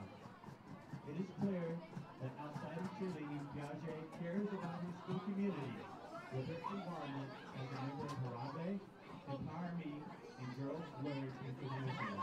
She also sharpens her sewing skills as a member of the Sewing Club. An outstanding candidate, Miss Piaget Tucker. One of these young ladies will be crowned Miss Maroon tomorrow evening at the homecoming dance coronation at 9 p.m. Congratulations again to our 2018 Miss Maroon candidates.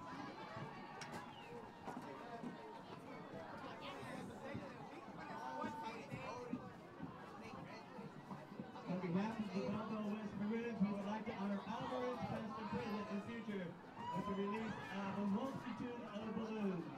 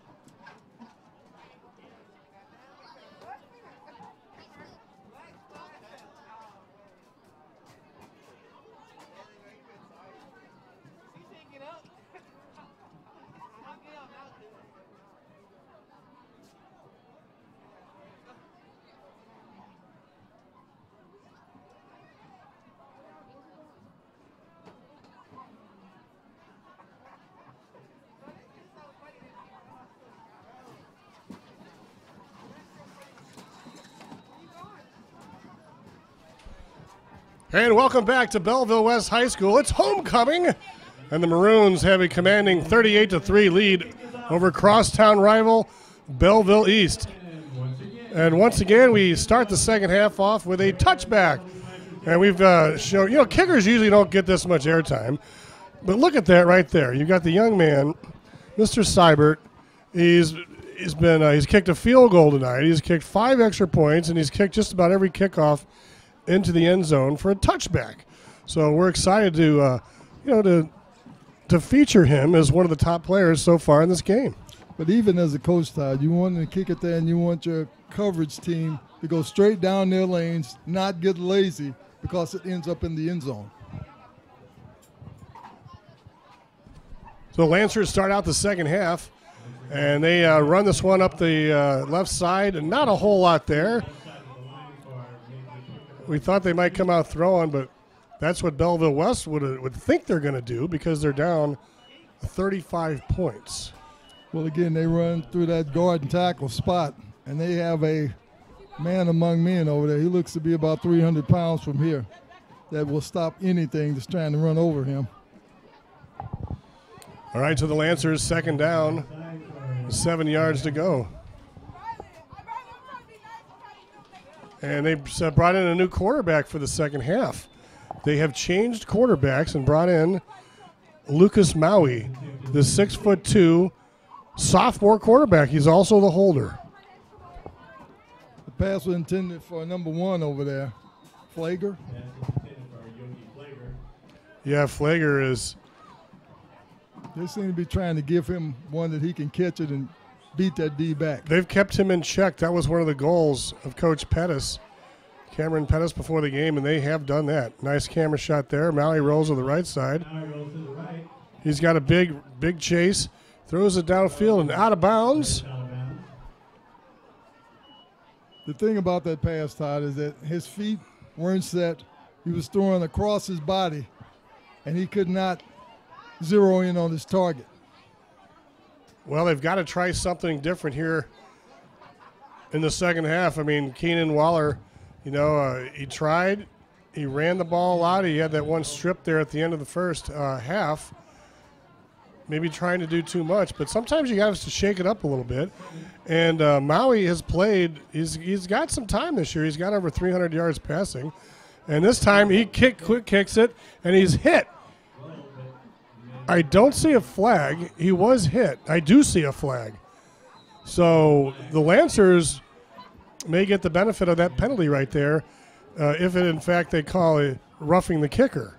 Well, in that situation, you got the defensive tackle coming there. Number 71, he came in with full speed, hit a man, deflected off of him, and he was the one that hit the quarterback. But it was a reflection off of the other guy trying to stop him.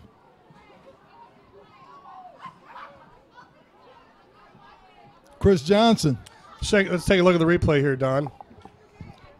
There's Chris Johnson. He's going in, trying to block the kick, and he was pushed by the man beside him. He was right there. I think he was going to hit him either way, but let's see how they sort it out. Yeah, question whether officials saw it that way. Because he did have a full steam going in, but that was one of the offensive men that was trying to block him that pushed him in that direction. All right, here comes the official. They're calling running into the kicker. And let's see where they spot it.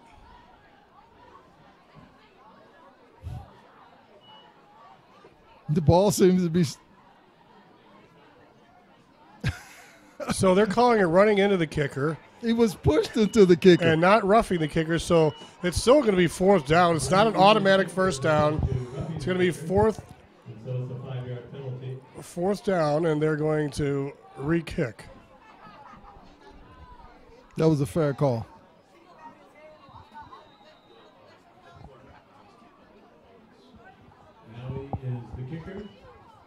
All right, so Maui quick kicks this one. He gets it off and takes a bounce. Langston gets it at the 40, zips up inside Lancer territory, where the Maroons will take over 1st and 10 with 10:55 to go in the third. Well, that was a short kick. It's not what you want to do against the Maroons. As that ball is inside the 50-yard line, right there at the 45.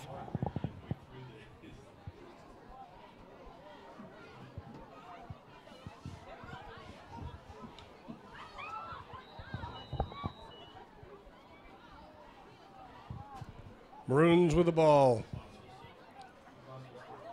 McCloskey stands back at the 50. First down, 10 yards to go. Belleville West going right to left.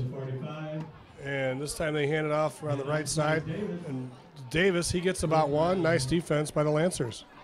That was good penetration by Davis. He kind of saw an opening between that tackle and that end over there. He tried to cut it in there. He only picked up about a yard.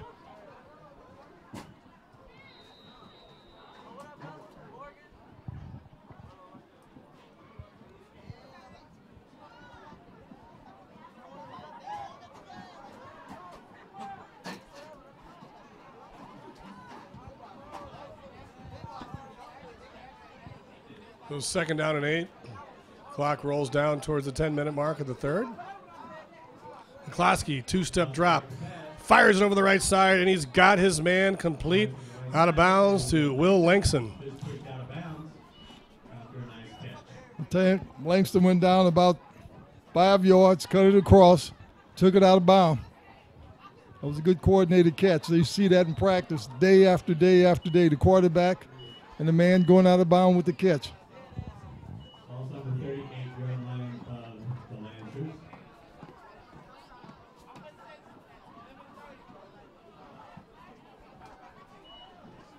All right, this time it's a run up the middle. And the Lancers defense, very strong on this stand right here. And I don't believe they got the first down. Well, in that play, Todd, again, you got big number 55 right there. He was blocking, and once you get that momentum going with the back at your back, so close to a first down, but they fell short by half a yard. So they go ahead and go for it on 4th and 1.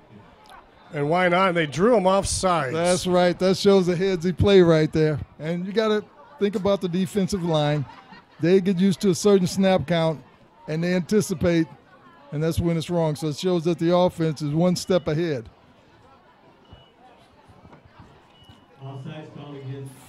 Got the first down on that, Todd. And the Maroons get a 1st and 10. The Maroons are thinking closer to the goal line.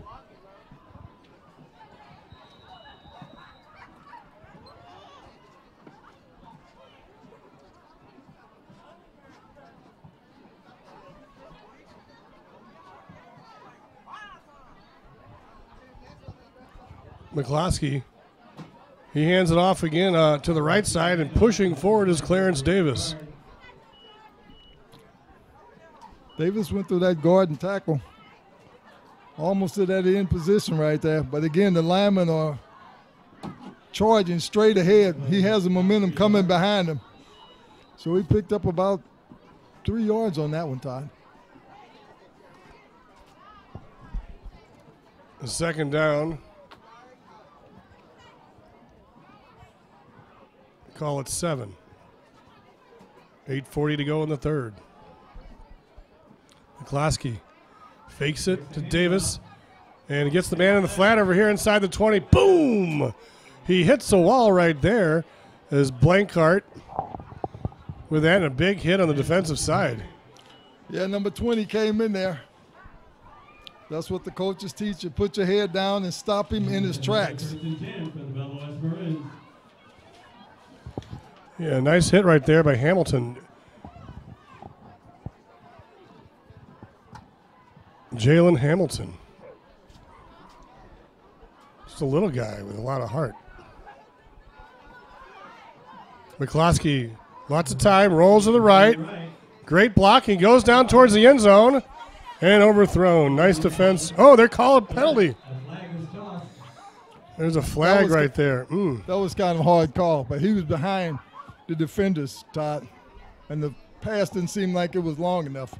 So if he came back and touched somebody, it's an iffy call. I'm sure the officials are talking about it now. Yeah, they're talking about it right now. Hopefully they'll just throw this one away. Of course, they had 2 defenders on that play.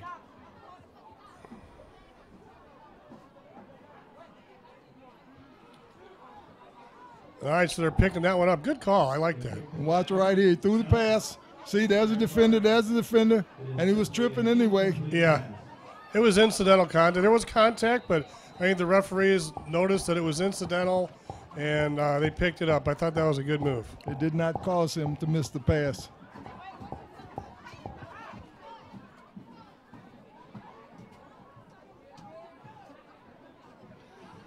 So 2nd down and 10. McCloskey rolls to the left side. He's got a rush. Throws it down. It's complete. Oh, in and out of the hands of the intended receiver right there, which was Chase Blackcourt, the junior tight end.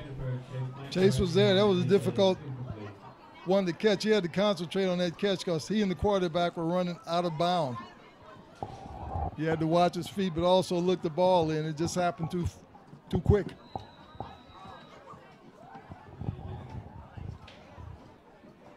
So it's 3rd and 10. 8 minutes to go in the 3rd. McCloskey. He throws towards the end zone, and it's almost intercepted. Oh, no. By Flagger. Oh. He wishes he could have that one back. He hit him He in had the- nothing but daylight, too. He could have cut this score to 28, 29 with that. Yeah. It hit him in the wrong place, the hands. He just wasn't concentrating on the catch. He was there all alone. Here's a replay right here. There's the ball that's in the air. He was there alone. Man. The receiver slipped down. It looked like he was already running. Oh. He was about 10 yards down the field.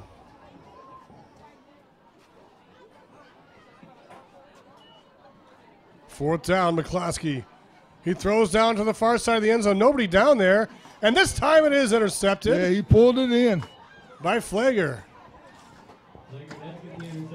That's the way he made up for that mistake the play before. Shoulda, coulda, woulda. He did that time. Yeah, so the Lancers will take over 1st and 10. Ball on the 20-yard line with 7:45 to go here in a scoreless 3rd quarter.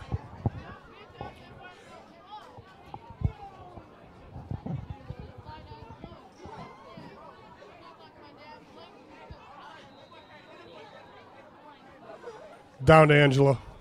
Hey, thanks, Todd. I am down here with Lee Myers, the athletic director here at West. All right, so I know you guys did something kind of different this year, kind of cool. You're kind of combining the West and East for homecoming. We did. This morning we met downtown Belleville at about 5:30, and chorus groups and bands and football players and coaches, and the last student body came and met downtown. We had a great showing. Of course, Channel 5 was there. It was really great for both schools. We carried it over to tonight's game. You know, the bands came tonight, performed God Bless America and National Anthem, and the chorus sang. You know, we met Bob Golby, who's a graduate of Belleville. You know, he won the Masters in '68. He flipped the coin as an honorary captain. That's who this field is named after. It's just been a great day for District 201. Oh, absolutely. This has been a wonderful day. And, of course, the score is going quite well in your favor for homecoming as well. What do you think about this? When I was interviewing the coach at halftime, he had a lot of things to say about doing better for yourself and not worrying about other people. And that kind of goes over into life, not just football. Coach Pettis does a great job. He and his staff, they keep these guys focused. And they got one thing on mind, and that's the playoffs after this game. Of course, this is a big game, Belleville East, Belleville West. You know, a lot of things can happen in these games and have in the past. So he kept them focused for this game. And then after that, we'll get focused for the playoffs. He just does a tremendous job for us. I love it. Well, thank you so much, Lee. Back to you, Todd and DJ. And it's 3rd down and 17 as Maui in for Waller just about had his head taken off on that last play, Don. I tell you, they were hungry going after the quarterback on that last play. I thought he might get a neck tackle or a face mask, but it was just a really hard hit. Maui back to pass, and he's got his man for a short gain right there, and that goes to Mikey Foster. Nice defense there. You see a great shot right there as Marcellus Ramius in on the play. Ramius was following the pass receiver on that one because he was right there. When he got it, he took him down. So very short gain on that. 14 for the Lancers. 4th down at 14. Just a short one. I'm assuming they're going to do another quick kick this deep in your own territory. I mean, is that going to be a surprise? And it is a quick kick, and it only goes about 10 yards. He had to rush that kick because it took a nice bounce, though. It bounces. Oh, wow, really good bounce for Maui up to about the 39-yard line. So it could have been much worse. But, again, with 5:22 to go in the third, the machine of Belleville West is ready to get back in there and pound it some more. It's about 38 yards to go before they're in the end zone, Todd. You don't want to give this team that opportunity. Let's see if they bring in the big dogs or if they bring some of the guys out there. I see number 11 out there. So I know a lot of points and things count. Todd, when it goes as good, you don't want to come out of the game. I'm sorry. Will Shumpert is in the slot next to Lovett. There's a cool shot right there from our cameraman, our end zone guy. And this was a little run up the middle. Gave to DJ Johnson. Put his head down and just grinding straight ahead.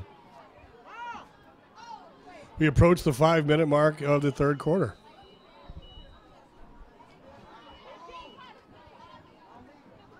Todd, you know, the Lancers, you still have to talk it up on defense. You want to look for guys not to put their head down, forget the score, attack the man across from you. All right, McCloskey gets it to Dominic. Oh, gosh, look not at him. Again. Touchdown. 36 yards. Now, how many is that for Dominic? Dominic Lovett. That's his 5th touchdown. He's going to have scouts all over the place looking at him. It was a look-in pass. He curled back, caught it, cut across, and turned it back to the sideline with no one in between himself and the goal line. Wow.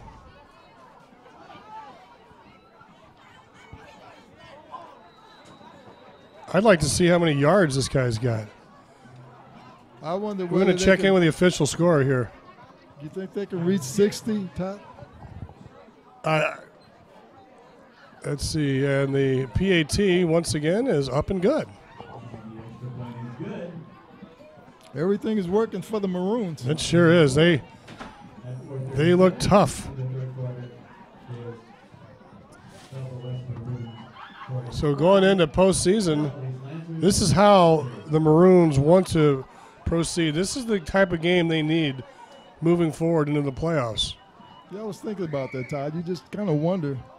They're getting teams for the playoff, and they're looking at who they played and how many they scored, because you have to think about the fans in the stands.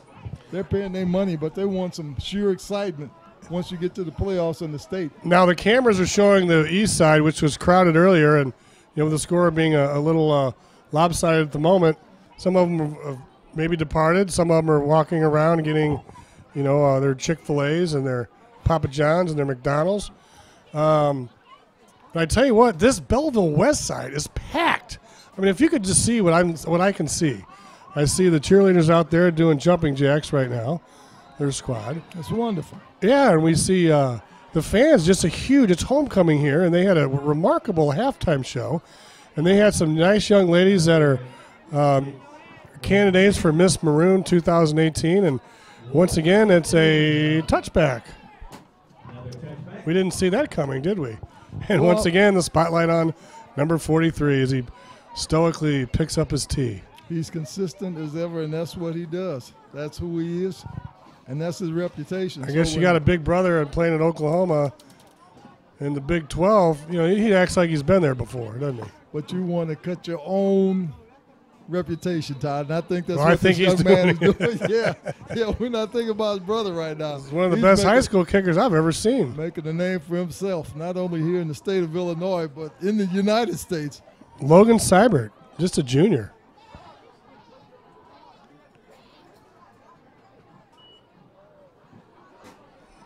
Maui still in the game. Oh, nice completion right there. As he brings it all the way up.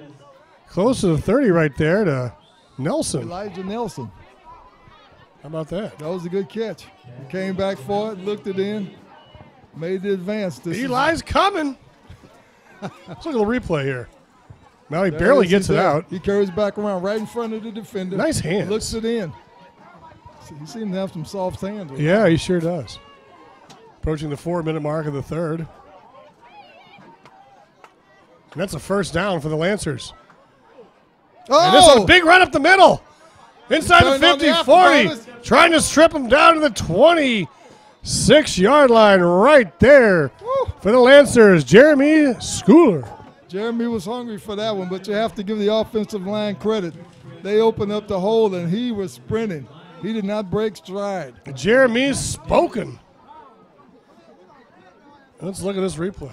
Here it is. He goes through that. There's a big hole, and he turns on the afterburners right there, trying to outrun the D-backs. They got an extra 8-10 yards there as they tried to strip the ball. When was the last time the Lancers was this deep in Maroon territory? Sometime in the early second quarter. We're moving up on 3 minutes of the third. Maui. Wowie goes down at the 30.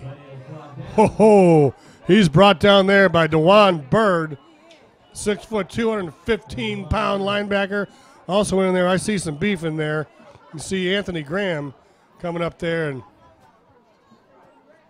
they're all kind of tapping him on the head there. Looks like he might have got hurt. And that's a good shot right there by our camera. He might have had an ankle injury right there. That's usually what goes in situations like that, but that was a great penetration and to take the offensive back down. You know, he didn't even want to come out of the game with his teammates. Now, there was an interesting roster spot there, Don, that you were pointing out to me at halftime. I thought that was interesting. Let's look at the replay here and see if we can see what happened. All right, so he gets a big rush. He's going there. There he is. He goes down. He rolled. He rolled. He tried not to hurt the quarterback too much, so he rolled, and he rolled up his ankle. He didn't want to get one of those Clay Matthews penalties. All right. Maui. And this time spinning down close to the first down is Jalen Ford. Well, he just picked up a couple yards on that. That was a little in and out. Came back toward the quarterback, caught it, felt the defensive back's hands on him, and rolled toward the out-of-bound line, trying to shake him, and went out of bound himself. I'd say a nice crew out here. The principal, Rich Mertens, assistant principal, Richard Bass, Susan Gillott, Todd Hayes, Jason Karstens, and Jerry Richardson. Got 5 associate principals and assistants. How about that? Schooler again. He pushes down to about the 20 right there, and he's brought down by Marcellus Romanus. Well, Romeos. You look at the offensive line for the Lancers. They're starting to make some headway right here because the backs are running and they're falling forward. That's always a good sign.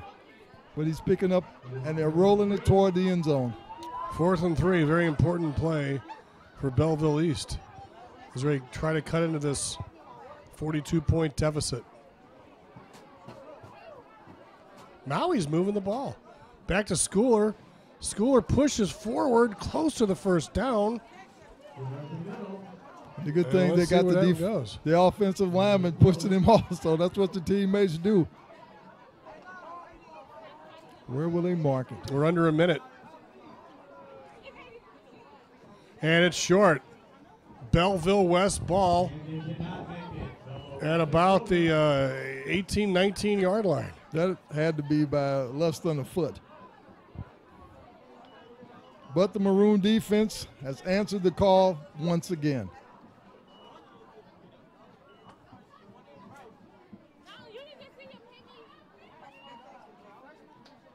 I'm wondering if they're going to let this clock roll down to finish the quarter. They show no urgency out there, up by 42 points. 20 seconds to go.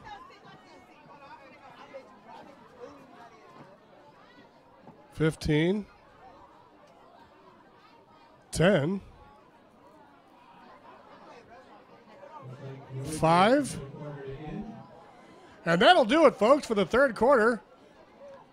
And the Bommarito Prep Zone High School Football Game of the Week, presented by McDonald's. Belleville West 45, Belleville East 3. We'll be back with fourth quarter action after these messages from our sponsors.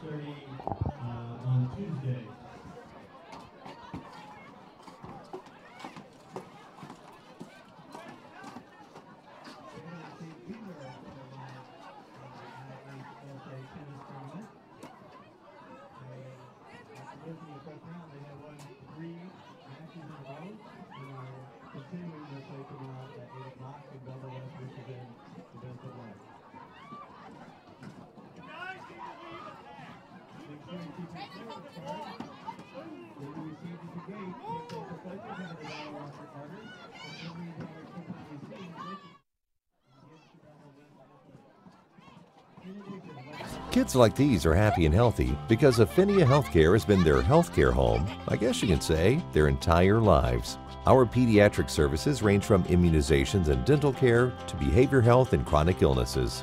At Affinia Healthcare, our patients have peace of mind knowing that they'll get high-quality care. Adult services are also available, as ensuring a healthy future for all our patients is what inspires us. We change lives at Affinia Healthcare, one patient at a time.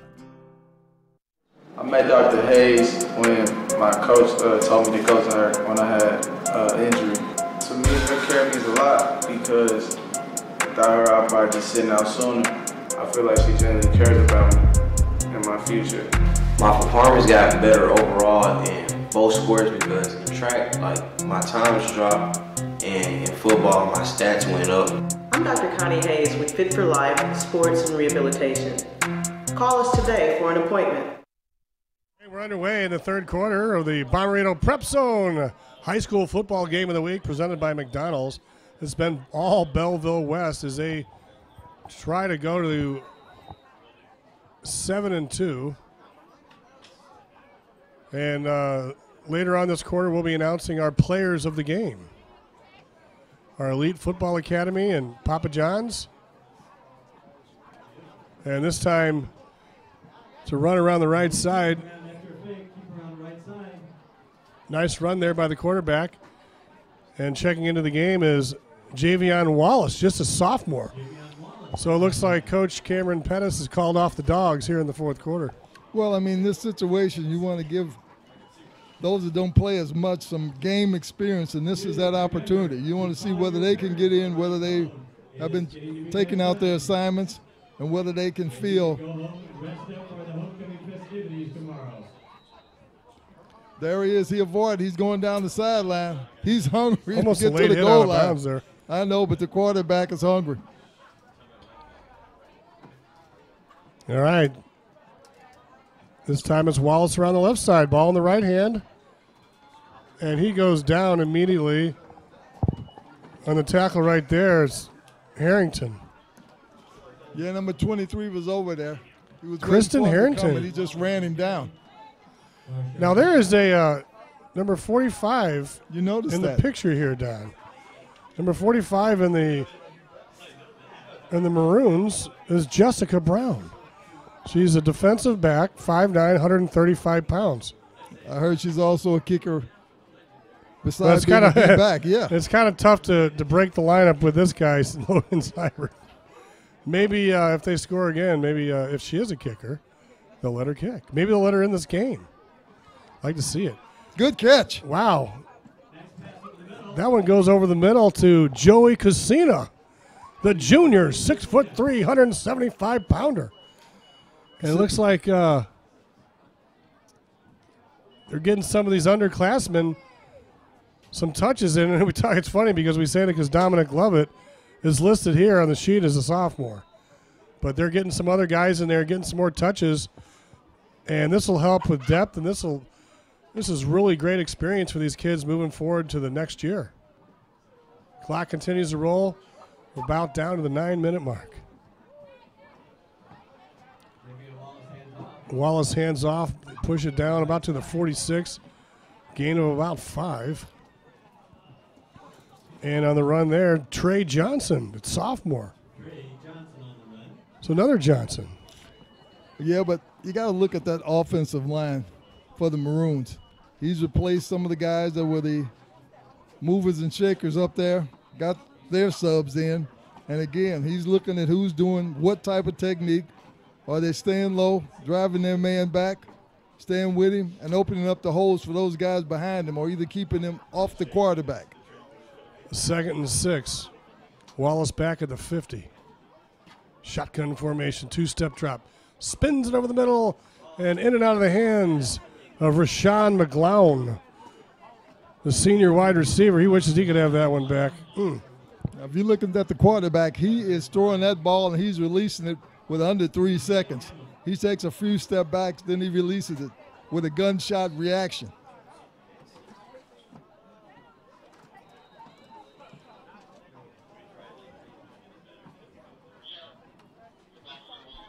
He steps back, he lets go. It's just a little bit low right there. He could have maybe slid and had a chance. I'm looking here, Don. You know, the quarterback, Jackson McCloskey, is just a junior. And then next year you're going to have Dominic Levitt coming back. So I tell you, they're going to improve to 7-2 here as Wallace takes it around the left side. He's going to run out of bounds. And he gets a few yards there, close to the first down. But it's the clock continues to roll with the lead being 45-3. I think it's the mercy rule. Well, I mean, you're looking at the Lancers over there, and the coaches, he ran toward that side where the Lancers coaches over there looking at you. So the guy at the end of the line of scrimmage at the top of the screen, he's got to do his job because the coach is looking you right in the eye. Under 7 minutes to go. But they're coming back. Just think of the potential the Maroons have for next year. They're going into the postseason right now. They're going to be 7-2. And here's a quarterback handoff right here. This one goes back to Trey Johnson. And we'll go down to Angela. Thanks, Todd. You know what? There are 5 people nominated for Miss Maroon, which is basically like homecoming, and 3 of them are on the cheerleading team. We have Haviland, Pia, and Kirsten down here.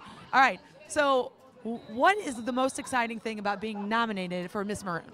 The most exciting thing is that, you know, your peers like see your goodness kind of, and they think you should represent them. I love that. Are you excited about this as well? I'm excited. I've been like preparing for it for like the past couple of weeks because it was a big shock because I didn't know I was going to be chosen by like the students in my class, so I'm just really excited. That's cool. And there are 3 of you, which means your odds are in the favor that maybe one of you might win. That's pretty cool too, right? Yeah, that's really cool, especially because you get to represent the cheer team. Well, let's represent the cheerleading right now. Can you guys send me out here with a little bit of a quick cheer? 5, 6, 7, 8. Let's go West! Let's go West! Let's go West! Back to you, Todd and DJ. Hey, thanks a lot, Angela. Great stuff there. And I think that's going to be announced Tuesday, the Miss Maroon, Tuesday? Tomorrow. So, okay, that's going to be announced for those listening online. That's going to be tomorrow. And then very exciting day for those young ladies. Being nominated is quite a thrill. It only happens once while you're in high school. Cool press box up here. We've got Joe Muniz up here, the head basketball coach for Belleville West. He won over 30 games and won the Class 4 large school state title in basketball. And they've got a lot of returning players. Oh, Maui with the ball. He's destroyed. Absolutely. They're calling it an incomplete pass. That could be mercy, too. But I tell you what, if we can get a replay on this, a huge rush from the right defensive end. And Maui, man, he hangs in there like a trooper. You got to love it. They had to try something, but he's just a sophomore. That was a blow he did not see coming. They got him from the back.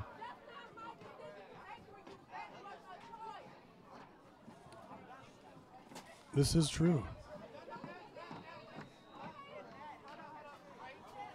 So Waller out of the game. Maui. Push forward right there. Looks like Mikey Foster again. Well, again, they're trying to see what their offensive line can do to these substitute defenders for the Maroons. So the coach is looking to see who's hungry, who wants to get some things done. We'll be doing the offense and defensive players of the game coming up here very, very shortly. One of them may be obvious. It's kind of a toss-up on the offense. I mean, you've got the quarterback with 5 thrown touchdowns, and you've got Dominic Lovett with 5 catching receptions for touchdowns. And here's Mikey again. Hey, Mikey, he likes it. He's showing good balance. I mean, he's going from side to side, staying low, getting as many yards as he can. So they're just about a yard short. I'm waiting for Papa John's to send up a pizza.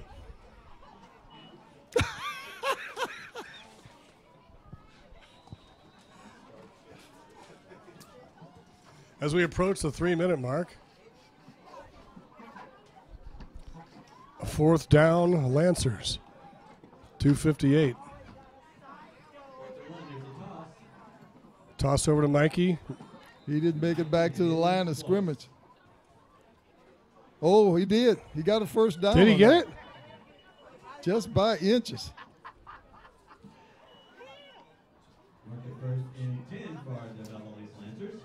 So Mikey Foster, the 5'8" senior, listed at 125 pounds.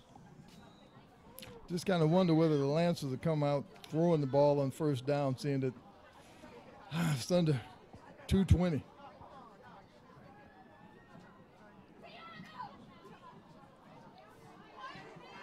So Maui stands back at the 40, hands it off to Mikey Foster. Moves forward a couple of yards, and now we're about at the 2-yard. And folks, what do you think, Don, the quarterback or the wide receiver? I like the wide receiver, Todd. I mean, he put great effort into breaking some tackles and turning on the afterburners going into the end zone. He made it look easy. I say the U.S. Army play of the game is probably going to be the 47-yard touchdown by Clarence Davis. Clarence Davis, number 2, he just dragged the whole team with him into the end zone in about 47 yards. There's Mikey again. About a minute and 25 to go. So our elite offensive player of the game is going to be, with 5 touchdowns, Dominic Lovett, number 11. Our defensive player of the game, that's going to be a tough one too, but there's a guy with the initials DJ that I'm kind of leaning towards. I'm leaning with you. Don't stumble, though, Todd. DJ Johnson, number 5, looks to be the defensive player of the game. The Cricket, Papa John's, St. Louis, Kansas City, Carpenters Regional Council, all of the above. Cool.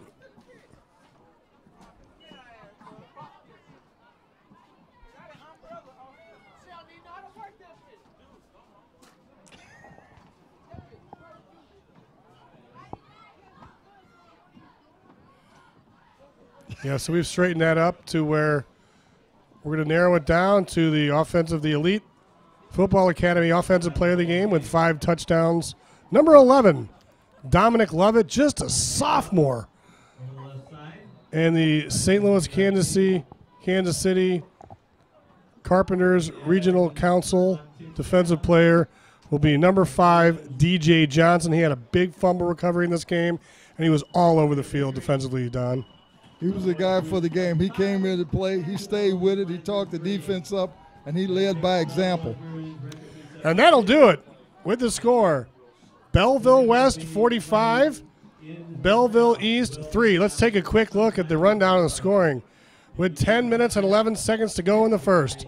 McCloskey, a 32-yard pass, touchdown to Lovett. PAT good by Seibel, makes it 7-0. Belleville East comes back in the second. Very good, close first quarter. Belleville East, Maxim with a 28-yard field goal with 11:49. Cut it to 7-3. Then it was all Maroons since. At 8:27, a 13-yard touchdown from McCloskey to Lovett. PAT good, made it 14-3. Then probably our U.S. Army play of the game, a 47-yard touchdown by number 2, Clarence Davis, with 4:56 to go in the second. PAT good, made it 21-3 Belleville West. And then it was Lovett again, a 43-yard touchdown from McCloskey. PAT good by Seibel, 28-3. And then 24 seconds later, after an interception, it's McCloskey to Lovett again. PAT good, 35-3. And then Seibert, whose older brother plays for Oklahoma, kicker and punter, kicks a 38-yard field goal to make it 38-3. And then once again, the sophomore, the beast, this kid that's going to be one of the most talked about athletes of the offseason, Dominic Lovett. Another 36-yard touchdown from McCloskey. His 5th touchdown reception, and Jackson McCloskey's, the junior quarterback's 5th thrown touchdown of the night. Don, your thoughts before we catch up with Angela and the players of the game? Well, I just hope the Lancers hold their head up. It's just a game. They don't take it any further than this and realize that next week they get another opportunity. Meanwhile, the Maroons, they've proven something to themselves that they can play as a team, and a lot of guys that were on the bench got a chance to get in the game.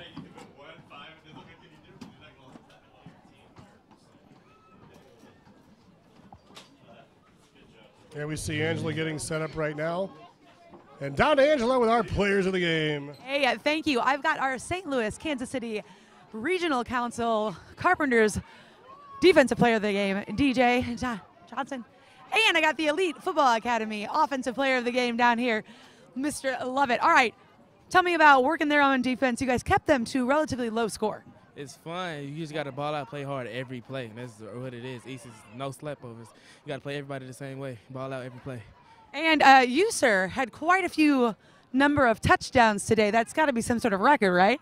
Yes, ma'am. I broke the record for touchdowns at West, and it's all thanks to my quarterback and my offensive line. I love that you're giving thanks to the other people around. I like that. What are you guys looking forward to coming up? I know they keep saying you're getting ready for playoffs. Is that right? Yes, ma'am. Getting ready for playoffs. So what does that entail? Kill everybody. Kill everybody. Well, that's very aggressive, all right? And when I talked to your coach at half, he was saying, how you guys are trying to be better for yourselves. You don't necessarily worry about that other team and their score, right? No. Right. You just got to play for you and yours. That is what it is. And it's kind of a life lesson, too. All right, thank you guys very much. Back to you, DJ and Todd. All right, hey, thanks a lot, Angela. And that with Dominic Lovett's 5 touchdowns, that gives him 22 on the year. And I'm pretty sure he might have is pretty close to the 1,000 mark. He came in with 720. I don't have the official stats on that. But, Don, great to have you along tonight. And any final thoughts before we sign off? That was a very exciting ball game, Todd. I think the coaches as well as the players need to be commended because they were very entertaining. All right, and right now we're going to take a look at our U.S. Army play the game. Look at him go. Oh, boy. He goes down. I mean, nobody can get this guy. He's going down and down, and Clarence Davis with the U.S. Army play the game. We'd like to thank Angela, sideline reporter, all our great videographers tonight, all the guys down in the truck, Andre Holman, Don Johnson, and I'm Todd Blackstock, signing off. Once again, Belleville West, 45, Belleville East, 3. We'll see you in postseason on the Bommarito Prep Zone High School Football Game of the Week, presented by McDonald's. So long, folks. See you guys. Good job. If your superpower is making pizza disappear, then you've got to try Papa John's new Italian Hero Pizza. Featuring a creamy Italian sauce covered with epic portions of pepperoni, salami, Roma tomatoes, onions, banana peppers, and topped with 4 delicious cheeses. About the only thing it doesn't have, artificial flavors and colors. Get a large Italian Hero Pizza for just $10. Download the Papa John's app or order at papajohns.com. Better ingredients, better pizza. Papa John's.